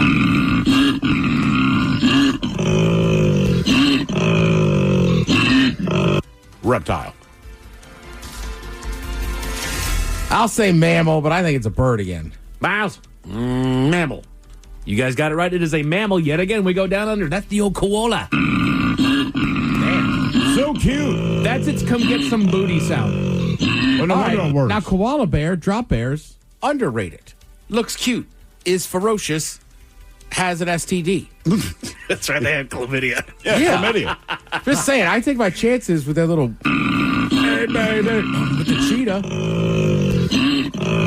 Oh, you too? Yeah. And then this is, I'm going to leave you guys with this one. Is it a bird, a mammal, or a reptile? Mammal. I'll say reptile. Bird. It comes from Australia. That's how you know it's a doggone Australian bustard bird. Jesus. A bird is making that noise. They're not happy to live down there, are they? No! They sound angry. Everything in Australia sounds angry except the people. God almighty. That's true. I mean, well, when you seriously. live around danger, you got to be happy. I guess so, man. That shoe bill, terrifying. Yes. The kangaroo, hearing it make its noise like that. And they'll box you. Yes, they will. But if it sounded like that, I'd be like, I'm not boxing you, man. You seem angrier than I am. Rear naked choke your dog. That's right.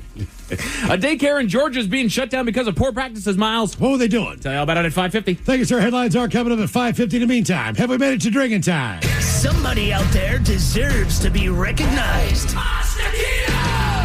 And the men's room knows just who it is. So to you, we say, bottoms up, sailor. You're the toast of our shot of the day. Drink time it is, and as usual, we head to the drink task and Steve at Thrill Hill to find out who we're toasting. Yes, indeed. And today we toast 44-year-old Daniel Murillo of somewhere in Florida. So this particular individual, he was arrested for battery after an argument with a woman turned violent. He reportedly punched a 24-year-old woman in the head. They were traveling together, but the car broke down. They ran out of money, so they've been living in the vehicle, and things were getting tense. Now, the man claims they've been dating for a few months, but the woman denied any intimate relationship with him. In any event, Daniel was arrested. He was booked. They took his mugshot, and we're toasting him because he's wearing a shirt that reads, and I quote, "I never argue." Okay, well done, Daniel. Well done. I never argue. That's what his shirt says. That's what's in the mugshot. And you're arrested for having a heated argument with someone. Well done. What I realize in Florida, whatever shirt someone is wearing, assume the opposite about them, and you will be correct. That's where all those drug bags come from. Yeah, definitely not drugs. Guess what? It's drugs. Yeah, definitely not. Like, yeah, those bags are hilarious as long as you don't have drugs in. Don't put drugs. Then you're just either you're doing a prank or you're an idiot. Yep. So we pour this booze and we drink this booze because we think it's yummy. Yummy. So over the tongue and down the throat to party in our tummies. Down the hola, bichola. By the way, today's shot brought to you by our friends at Black Raven Brewing, proud brewers of Men's Room IPA and the 20th anniversary Men's Room Lager. All right, let's get a contestant on the line for Profile This Now. 206-803-ROCK. Profile This is next. What kind of programs does this school have? How are the test scores? How many kids do a classroom? Homes.com knows these are all things you ask when you're home shopping as a parent. That's why each listing on Homes.com includes extensive reports on local schools, including photos, parent reviews, test scores, student-teacher ratio, school rankings, and more. The information is from multiple trusted sources and curated by Homes.com's dedicated in-house research team. It's all so you can make the right decision for your family. Homes.com. We've done your homework. Hiring is a lonely business.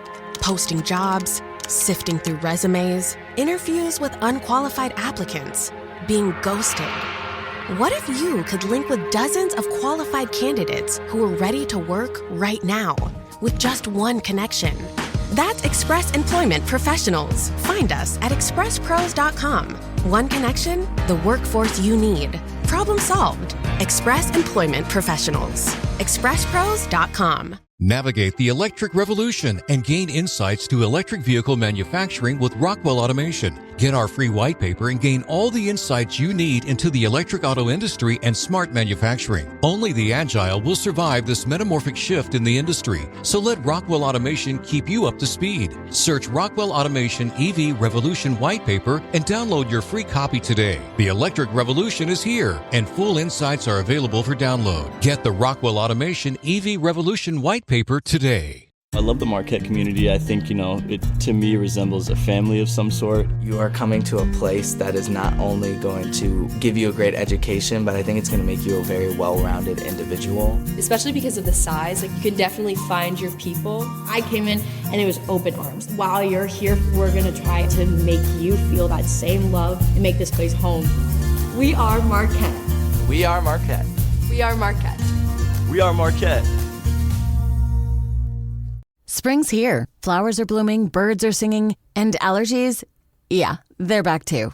Sneezing, watery eyes. When they hit, you need a tissue fast. That's where Kleenex Ultra Soft Tissues come in. Whether you're at home or on the go, Kleenex Ultra Soft Tissues have you covered. Allergist-approved Kleenex Ultra Soft Tissues are gentle on your eyes and nose, so you can power through allergy season without missing a beat. Because while allergies are unpredictable, staying prepared is easy. For whatever happens next, grab Kleenex. This episode is brought to you by Progressive Insurance.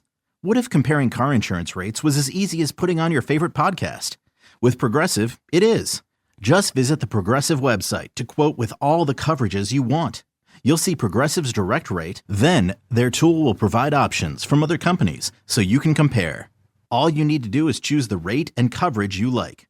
Quote today at Progressive.com to join the over 28 million drivers who trust Progressive. Progressive Casualty Insurance Company and Affiliates. Comparison rates not available in all states or situations. Prices vary based on how you buy. At Danner, we believe our beloved trails will always need footsteps to keep the paths from fading, and those journeys are often better when shared. The Women's Trail Trainer was built by women for women who embrace the outdoors. Rally your girls, lace up, and blaze the trail. Resurge midsoles provide next-level comfort, while Danner's Precision Fit technology offers more custom fit with optimal support. Breathe in the scenery and feel right at home in the dirt. Explore the Women's Trail Trainer at danner.com. Ready to explore Europe the striped way? Then fly with Condor Airlines. With non-stop flights to Frankfurt, Germany, there are great connection options to several European cities. Whether it's the romantic streets of Paris or the stunning beaches of Barcelona, Condor will start your vacation and make it even more memorable by offering comfortable and spacious cabins where you can sit back, relax, and enjoy the flight. Fly the striped way. Visit condor.com today. Hey, anyone know what channel the game's on? We know. Download the Sports on What app today and always know how to watch the game. Satellite, cable, or streaming. Sports on What knows the channel the game is on, and you can too. Subscribe today to start your 7-day free trial. Sports on What? We know. The Men's Room presents Profile This. And Stephen Thrill-Hill, could you please tell everyone how Profile This is played? I sure can, Miles. It's a simple game where we share with you a real-life news story, something that happened right here on planet Earth. Earth. And as you listen to the story, based on the stereotypes you believe to be true of people and the decisions that people make, we'll ask you what it is you think makes the story a story. Hello, Brian. Welcome to the Men's Room. Hola! All right, Brian, you understand how this here game is played? I sure do. Fantastic. You have your choice today of one of three categories. We have interior decorating, where you guess the foreign object that ended up on the inside of someone. Hit me with your best shot, where you guess the unconventional object that someone chose to use as a weapon. And finally today, Animalize This, where you guess the animal responsible for causing the problem. I want to go with Animalize This. All right, we go to the fine state of Virginia, where the Virginia Zoo responded to rumors of an escaped animal in Norfolk by confirming that not only were all of its animals accounted for, but the zoo doesn't even have that type of animal on display. Now, social media lit up with reports of an animal on the loose following a power outage Tuesday night, with several Facebook users claiming to have seen the animal. Well, the Virginia Zoo put the rumors to rest, saying, quote, "The zoo and our keepers want you to know that all of our animals are safe and accounted for." Officials wrote that any real escape would have been accompanied by a swift statement from zoo officials, quote, "Just a friendly reminder, while these hoaxes can be silly, you can rest assured that the Virginia Zoo has extensive safety measures and protocols in place to keep our animals and community safe. Now, should there ever be a real animal escape from our facility, a formal statement will be issued by our spokesperson to all local media as well as all of their socials." All right, great. The question is, what animal was rumored to have escaped the zoo? Was it a lion? Was it a tiger? Was it a gorilla? Or was it a hippo? So lion, tiger, gorilla, or hippo. One of those four was rumored to have escaped from the zoo. Where was it again? Norfolk, Virginia, yeah. The Virginia Zoo. I'm thinking it's a lion. I think a lot of people shave their dogs to look like lions. It's a thing. Okay. All right, then, Brian, I'll go tiger. I'm trying to think if there's any connection to Norfolk and which animal got out. None. And I got family there, so if there is a connection, I have no idea what it is. And people reported seeing it. Sorry, so somebody, right, there's an actual power outage. That was real. Somebody posted that there's an animal escape from the zoo. And then, as people were wont to do, people went on Facebook saying, yeah, man, I saw it.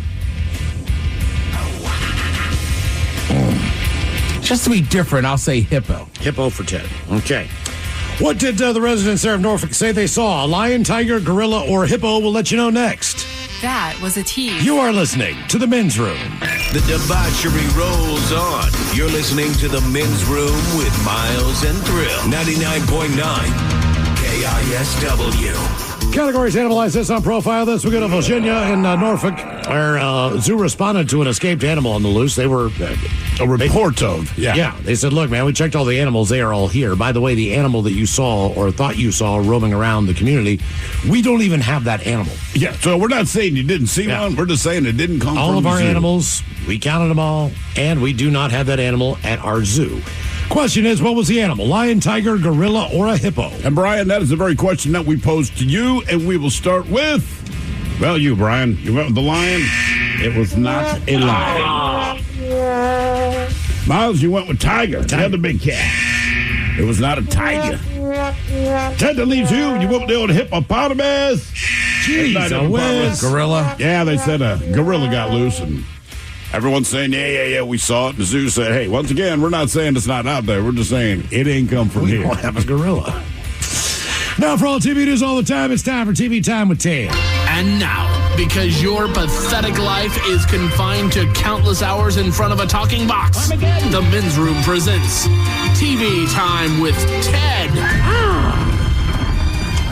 All right, your choices today. You got Tomlinson, Taylor, the Jimmies, Fallon and Kimmel, Seth Meyers, Stephen Colbert, Ted Smith. Is it Ted or is it late night? It is right there in the title. All these guys have teams of talented writers that help them come up with their monologues each and every night. It is up to you to determine, is this an actual late night joke and from whom, or could it be a The Ted Smith original? Some sports news. Down in North Carolina, some fishermen wrestled with a great white. But the good news for the Shark is he's now headlining SummerSlam with Logan Paul. I'd say Ted, either you or Seth Meyers. I'll go Ted. Ted. Yeah, that's me. Probably should have been Survivor. What's next, Mike? WrestleMania's next. Oh, WrestleMania's next. Damn it. That would have been more accurate. I put Logan Paul in there to piss off the wrestling fans. Oh, of course. The Boeing astronauts who were stranded on the who were stranded at the International Space Station for 9 months finally returned to Earth. They're the first people in history to honestly text somebody, sorry, just saw this. Foul. Yeah, it sounds like Fallon. That is Fallon. The Boeing astronauts who were stranded at the International Space Station for 9 months finally returned to Earth. Right now, they're the first people in history to honestly text someone, sorry, just saw this. I don't have a stuttering problem. I typed out who were stranded twice in a row. Okay. Finger stutter. Ooh, that's the way she likes it. Kanye West dropped a new song over the weekend featuring his daughter and Diddy. Kanye put his 11-year-old daughter on a song. Well, if there's one guy you want working with your kid, it's old Uncle Baby Oil for sure. Kimmel. Yeah, Kimmel? That is Kimmel. Kanye West dropped a new song over the weekend featuring his daughter North and Diddy. Kanye put his 11-year-old daughter on a song with, well, if there's one guy you want working with your kid, it's Uncle Baby Oil for sure. Yeah, shockingly, Kim was not happy. Yeah, I bet you wasn't. The CEO of Ferrari says the company's clients are getting younger, with 40% of new customers being under the age of 40. Still small penises, but under the age of 40. Seth? Fallon. That is Fallon. Well, some business news. The CEO of Ferrari said the company's clients are getting younger, with 40% of their new customers under the age of 40. Still small penises, but under the age of 40. Does that joke work for any car that's not just like a four-door sedan? Yeah, pretty much. If it's expensive, yeah. Or it's a big truck. Yeah, big truck or super expensive. I don't know. Ferraris are tough. I feel like that just says I got a ton of money. I got a ton of money. Yes. Right, I see a guy that's 50 years old in a Corvette that's brand new. I go, midlife crisis. Ferrari, it's like, somebody's done well. See, I used to think midlife crisis. Then I realized your kids moved out. Mm-hmm. So like my dad. That's true. He always wanted a Porsche. And when I was a kid, I was always like, well, let's get a Porsche. Let's get that as a kid, right? That's a great idea. And he's just like, nah, it's not going to happen. Whatever. Yeah. My brother moved out. We go like 2 weeks later. He has the Porsche he always wanted. He's like, midlife crisis, like, bitch, look, you don't live here anymore. I'm not spending money on you. I stayed at a hotel where one of the Ferrari rallies are. It's not the actual pro drivers, but guys that get, they all own Ferraris and they do together, do rally races. Yeah. And we had that hotel that Marriott had the valets, and you've never seen cars pull in slower to the front entrance. Oh, and the valets are bringing them back. It was like a They're motorized so scooter. low to the ground. Well, they were driving them 1 mile an hour. I think these guys were absolutely terrified. Oh, yeah. To get behind the wheel of these cars and just drive them up. And they were lined up all in the front because all these guys were basically taking their cars to drive on this track, race on this track, whatever the deal is. And it does happen. My buddy was a valet for years, and he definitely broke the window out of like a Ferrari or something. Oh, God. Just backing it into a spot. There was something sticking out in the back. He didn't see it, and I'm like, that's bad. He's like, yeah, it's awful, but he's like, he worked at the Needle, so he's like, you get a lot of expensive cars in there going up to that restaurant. Sure. So he's like, it wasn't unheard of, so he didn't get fired, but he was like, it's bad. That's not good. Now, yeah, it's a bad feeling, man. Look, I did it for a while when I was working at the AFL-CIO. If I worked on the day shift, you would park people's cars to get them, because you know how to pack them in the garage. Yeah. I hated it. Even if it's a cheap car, like you're just, I don't know, Miles, if you toss me the keys to your car and go, hey, go ahead, use it for the day, that's one thing. But when you don't know people and you're driving their cars, it is nervous. Yes. Yeah. Oh, hell, even in a rental. I'm just like, I'm not familiar with the car. Mm-hmm. All right, so let's see. It's kind of an interesting story. Neil Patrick Harris, we know him from a bunch of stuff, but you know him as Barney Stinson and How I Met Your Mother. But the creator said they were thinking about somebody totally different. They said Barney was based on two guys they knew who they described as big, jolly partiers. So they were thinking more of like a Jack Black type dude. Okay. Or like a Vince Vaughn. Right. But they just said, basically, Neil came in, physically nothing like the people we thought Barney would be based on, but he did so well in the audition, they were like, we got to give him the part. Yeah. And it's funny. He's Neil Patrick Harris. He played like a womanizer, right? He's gay. And I remember in an interview, someone asked him about that. He said, well, I'm an actor, so it's easy. He's like, I just watch my straight friends. Well, it's also... He said that's literally it. He goes, everything I said, the way I acted, the confidence, is like, I just watch my straight friends at a bar. That's a lot of the reasons that people will much more appreciate a book than a movie, even though the book obviously is probably going to be more in depth. You have a personal vision of what you think these characters look like until the movie comes out. And then the movie comes out, and it completely blows your mind that those aren't the people that you had envisioned in your head. It's the same thing with this. Like, there's a couple guys that have a vision of what they think, but that doesn't necessarily make that the right choice, you know? Correct. And some actors, like, again, I love Seinfeld, but like you look at Jason Alexander, and then like the guy who wrote that, right? Curb Your Enthusiasm. Larry David. Like, physically, they can't be kind of more opposite. Sure. Right? Like, one's short, squatty, one's tall and thin. But the way they interact on that show in Seinfeld, like, he basically is Larry David. Yeah. But you're right. When you see him in person, like, if I had known that back in the day watching the show, you'd be like, that doesn't seem right. Yeah, you know what? Yeah. Like an old man returning soup at the deli. Well, listen, me and my buddy were talking about this yesterday morning about people getting typecast and stuff. You know, it's like, Ed Bundy, that he would always talk about. He had a real hard time, man. Right, because everybody saw him as Ed Bundy. I mean, I remember... Al Bundy. Al Bundy. Yeah. Who's Ed Bundy? You're thinking of Ted Bundy, but when Ed Bundy instead of Al Bundy. I was tracking with you there, but yeah. All right. Serial killer, actor, whatever. Well, remember Michael Richards went off on that tirade saying the N-word stuff, and then Seinfeld went on Letterman to kind of help him.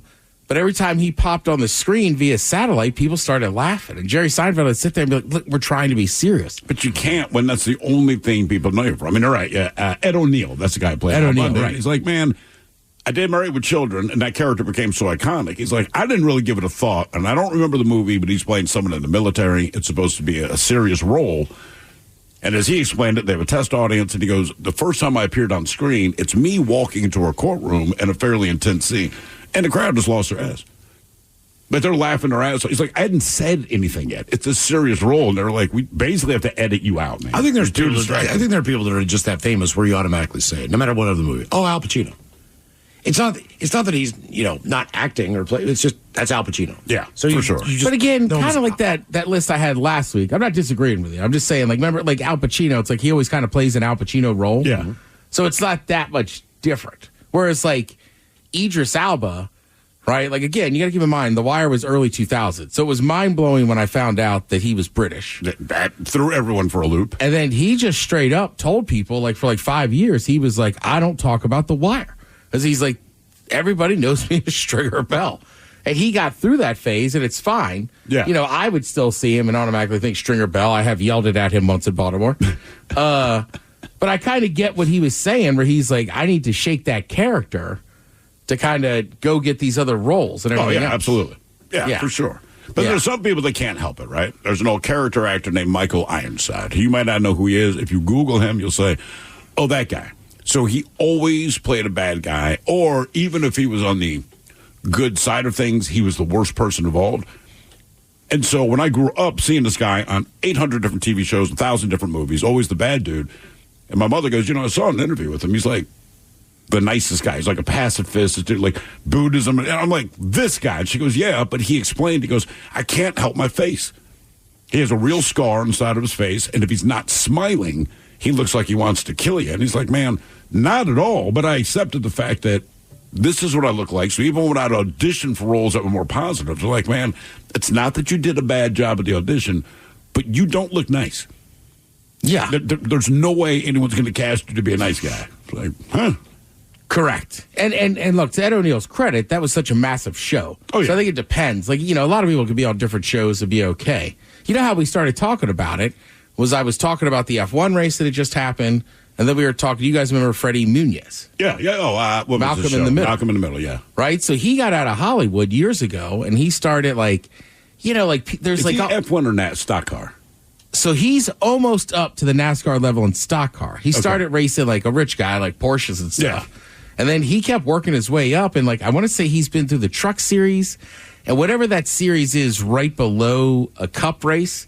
Mm-hmm. I don't know who sponsors it right now, but he's right there. So to his credit, he's done a great job. But also he's been at it for so long. When I see him get interviewed now, he's just a driver. He's a driver, right? He's finally stopped being as Malcolm. Opposed to people just being like, oh, there's Malcolm in the Middle racing a car. Yeah, I'll tell you the one that blew my mind was, and it was either like a local morning television show or it might have been Today's Show or Good Morning America. I think it might have been Good Morning America, but anyway, they had the boys cast on, and they were doing this thing. God, it might have been Colbert. Hell, I can't. It was Colbert, but I think the it was puppies Stephen or something, Colbert, yeah. and they were doing this animal rescue stuff, and they brought out all these puppies. And here comes Homelander, who, if you know the character, he's this clean-cut guy. He's like the, Superman, black bad person. He is the most evil character on television. Yeah, he is. And he comes out, and he's got a crop beard on. He's got glasses on. And he's the happiest dude. His hair's not blonde. He's apparently Australian or South African. Supposed to be hilarious. People love him. He was the nicest guy in the world, and you're just sitting there listening to him, and I'm like, it took me, you didn't know who he was at first, seconds to go, which character is this guy? I went through the same thing, but apparently, blew my mind. So for a lot of us that live in the States, we're introduced to the actor that plays Homelander via The Boys, and he is as bad of a dude as you can be. So apparently the flip side was true in Australia, where they couldn't believe that this guy was going to play a bad guy because they knew him, not quite kids' movies, but he's a dude that would sing and dance in movies. Right? It would be like if Mr. Bean were going to be the next James Bond. He's a classically trained actor. They were like, there's no way he could play a bad guy. We're looking at this guy going, there's no way this actor's a good person. And I guess it just depends where you get to know someone from. He could walk right by you. That could be your favorite show. You could have a poster of him in your room, and you would not even know that he's a foot away from you. No. Well, I would say the same. You ever watch Peaky Blinders? Cillian Murphy, I mean, he is so just brooding and evil and bad in that movie. Great character, right? I mean, he's a mob boss, so he's got to be mean. Sure. But, when you see him in real life, he's, kind of shy. He's kind of shy, but he has that look.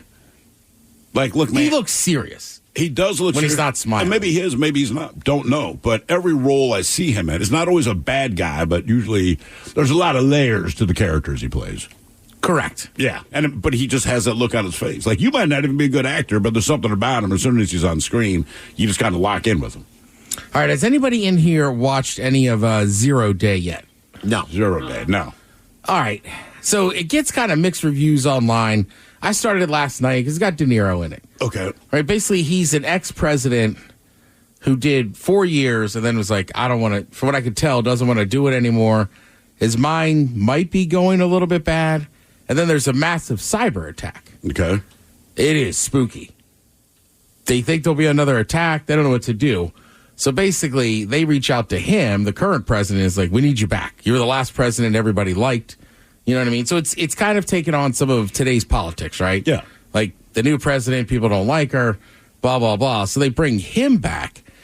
But the problem is that, like, it's a weird thriller because, like, you can't tell. It's like, is his mind going bad? Okay. Or is somebody messing with him? All right. So there's your intrigue. Right. And remember, I mean, like, look, these are just facts. Like, after 9/11, there was a lot of stuff that got pushed through Congress very quickly. Sure. That took away some rights. So now this one, they're like, we don't know when it's going to happen again. Basically, we're taking away all your rights. We'll go prosecute people whenever we want. We'll go attack other countries. So it's interesting, but it kind of gets mixed reviews. I can't tell if it's getting mixed reviews because some people think it's De Niro. He obviously hates Trump. He's unabashed about it. Or if people think it's not a good show. Personally, I watched one episode. It's pretty good. It's a little trippy. I'm gonna try to fire back up tonight and get a couple more episodes into it. So is it one of those, all the episodes are out? Watch it at your Correct. leisure? Yeah, Okay. the one season. I think there's only one season of it yet, but I will tell you this, whether you like it or not, just the idea of a cyber attack like what they do is just unreal. Right? Because, like, then they're in, like, this war room, and, like, the one guy from intelligence is like, like, this happened. He's like, that's putting it nicely. He's like, it's basically like another army moved into our country. We don't know they're here. They get attacked and then disappear and stay within the country. That's comforting. Well, same thing happened to the boys. It only took people like 7 seasons to figure it out. Each, whatever it was. They went, wait a minute. And you're like, oh, are you kidding me? You know? I have not done this yet. But if you want to watch live baseball, you can get up at 3 a.m. Jeez. Overall on Fox Sports, you got the Dodgers and the Cubs. I'm all for Japan's a massive country. They love baseball. It seems odd that you're playing real games and then you come back and have 2 more or 3 more spring training games. That's weird to me, man. Or just, you know what, with the travel time, just give them a few days off. Right. Yeah, you could do that. Obviously, they're playing. The Dodgers are over there. Shohei Ohtani is the face of baseball right now. He's the most popular baseball player in the world, and he is that good, whether it's pitching or just mashing the ball. And then you should have 2 more of those play-in games tonight, too, if you want to watch that for NCAA basketball. All right, thank you, Ted. Headlines coming up. You're listening to the Men's Zoom. Nerds! Today's episode is sponsored by Smart Travel, a new podcast from NerdWallet. Want to travel like a savvy jet setter? No, that doesn't mean monogramming your passport. It means making smart decisions every step of your trip, which means knowing your options. Smart Travel unpacks the facts, like which booking sites actually save money, how to fly first class using points, and if that fancy travel card is a smart investment. All so you can save more on your next adventure. Follow Smart Travel from NerdWallet today and start traveling like a pro. Wow. What's up? I just bought and financed a car through Carvana in minutes. You?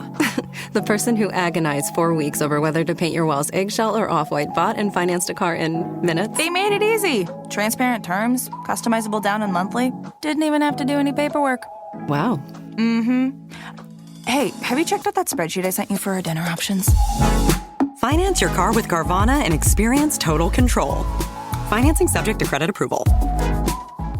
What kind of programs does this school have? How are the test scores? How many kids to a classroom? Homes.com knows these are all things you ask when you're home shopping as a parent. That's why each listing on Homes.com includes extensive reports on local schools, including photos, parent reviews, test scores, student-teacher ratio, school rankings, and more. The information is from multiple trusted sources and curated by Homes.com's dedicated in-house research team. It's all so you can make the right decision for your family. Homes.com. We've done your homework. The men's room returns with Miles and Thrill. Now, let's see what's happening in the real world. All right, here we go to the friendly skies where a man picks another passenger as his in-flight meal. Yes. Meanwhile, a first-time lottery player takes his winnings to go to school and learn to weld steel. Church daycare shut down after giving drugs to kids as young as 2. A man is arrested wearing a T-shirt that said something completely untrue. And a man challenges a president to a fight where both are naked. And he's in jail. It's time for your headlines. Now, it's time to hit the headlines. Here's my cop. All right, our top story, we go to Georgia, where a daycare is facing a shutdown. One of the teachers was reported by her co-teacher to the director of the facility after she was witnessed drugging the children. We've heard the story before, and this is the latest instance of the daycare teacher dosing several children with Benadryl to help them get sleepy for nap time. Come on. The teacher was, as well as several other staff members, were arrested for the incident, with the other staffers facing charges of withholding the information from authorities. Several parents reported their children appearing sluggish and abnormal in recent days when they were picked up. Do not give the kids Benadryl, man. Right. I mean, melatonin's bad enough, but I feel like Benadryl, you're stepping way over the line there. All right. Yeah, I'm not the only one. I'm like, Benadryl seems like a lot heavier than like... Well, think about it. Melatonin is given to kids or adults with the express purpose of helping them sleep. Correct. Benadryl is not. No. Yes, it will make you drowsy, sure, but that's not what it's intended to do. It's an antihistamine, right? I believe so, yeah. Right. For allergies and stuff. Exactly. But same token, like, even when my allergies are bugging me, like, I can't take one during the day. No. I'll fall asleep. Yeah, just. And they were saying, like Miles said, kids as young as 2, and they don't recommend Benadryl for anybody, under the age of 8 or 6, something like that? At least. Yeah. Also, was it a class or a daycare? It was a daycare. They can still call them why teachers, work I believe. if you can't deal with kids that aren't going to sleep and you're not good at putting them to sleep? Daycare is not the thing for you. Thank you, sir. Not saying it's easy, but you know what you're walking into. Correct. In other news, a man in Florida has been arrested for threats against the commander-in-chief. This one's fun. He had made several social media posts and videos laying out his disdain for the president, and his rhetoric escalated to the point that he was flagged by local and state authorities and eventually federal authorities. He found himself with the United States Secret Service knocking at his door. The video that did him in was another disturbing rant about Donald Trump, which eventually boiled to the point that he challenged him, saying, quote, "Fight me naked to the death." I don't believe he's going to take him up on that one. While we have the right to say anything that we like to concerning criticizing authority in this great nation, threatening the president is a good way to get it talking to. The man was arrested and faces some serious charges. Like I said, I'd tased him. Yeah. But wait. Look, man, a lot of people hate a lot of things, but you want to do this naked. Right. Like, why'd you go there? Again, why's it got to be a naked fight to the death? I don't know. And did you think you're going to get a response? Like, you could even be at the bar, right? And you're having a heated confrontation with someone. It's like, you want to fight? If you're that angry, like, yeah. You want to fight naked? Like, all right, let's go back to the bar, get a beer. No. Right. Let's talk this over, man. It's just, and also you listen to the content of some of his videos. Like, there was a reason why they took him in for a mental evaluation pretty quick. Yes. Like, saying "fight me naked to the death" was not the most outlandish thing. If he thing didn't say naked, they just would have arrested him. Yeah, naked. Like, yeah, we're gonna stop by the mental facility. All right, let's go ahead and get you checked out here, buddy. Yeah, and look, you go online or whatever, you say that stuff. Like, the Secret Service is going to knock on your door. Right. Big Brother is watching and listening at all times. He's posting it on social videos and kept doing it. And even his neighbors were reporting him. There are cops over there. It's not like they had to investigate. Like, he's putting it out there. Right. Out there for everybody to see. Idiot. To Florida, where a man had an interesting choice of attire. His car had broken down and he was traveling with a woman, and the pair stayed at a hotel while they worked to fix the vehicle and arrange a tow. We toasted this man earlier today. After a while, the money ran out and they were forced to stay inside of the car itself, which added to the tensions as effort to fix the vehicle proved fruitless, which it would. You get a little bit more heated when things are going right.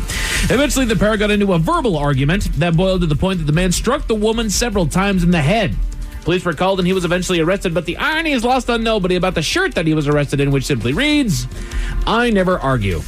Maybe I'm back and said I resort to violence. Exactly.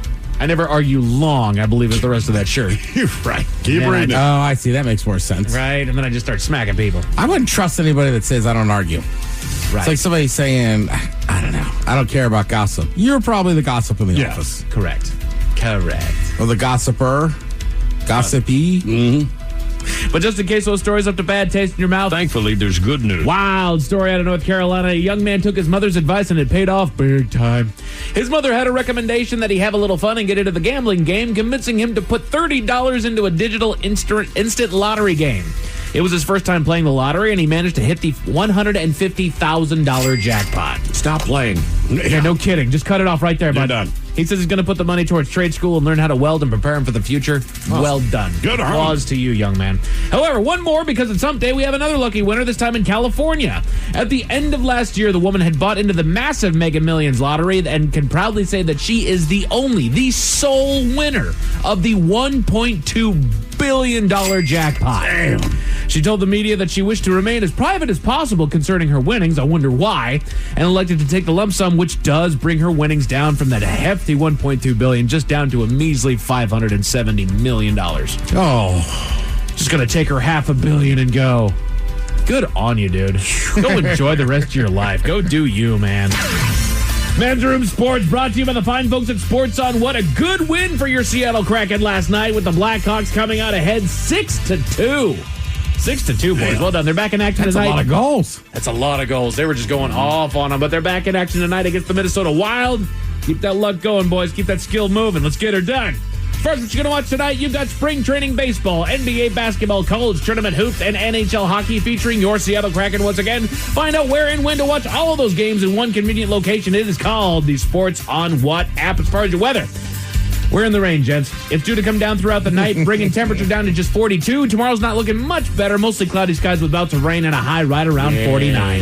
That is it for your headlines. With that, Mike Hawk is Thank you, sir. We appreciate it. We'll see you next time for Big Dummy. The lovely Jolene is up next, and she has more tickets to Lincoln Park. Yes, indeed. It's all true. But in the meantime, well, we'll be all about this bitch. So until next time, please do what you do best. And for Aletha's sake, stay beautiful.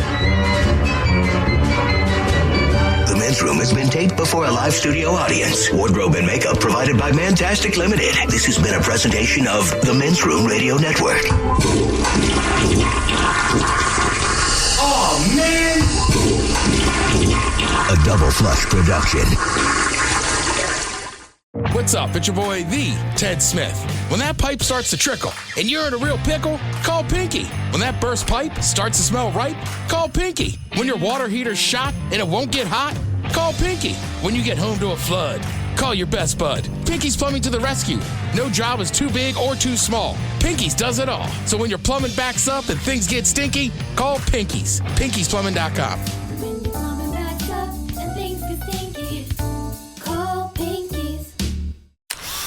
This Bosch 2-in-1 impact driver rules. Oh, yeah! That couldn't have been. Macho Man Randy Savage indeed, yeah. A.K.A. you're in a Bosch. I'm a macho manifestation of that feeling you get when you use that 2-in-1 impact driver. Oh, yeah? Nah, say it with your chest, brother. Oh, yeah! Oh, yeah! We'll work on that. The more you Bosch, the more you feel like a...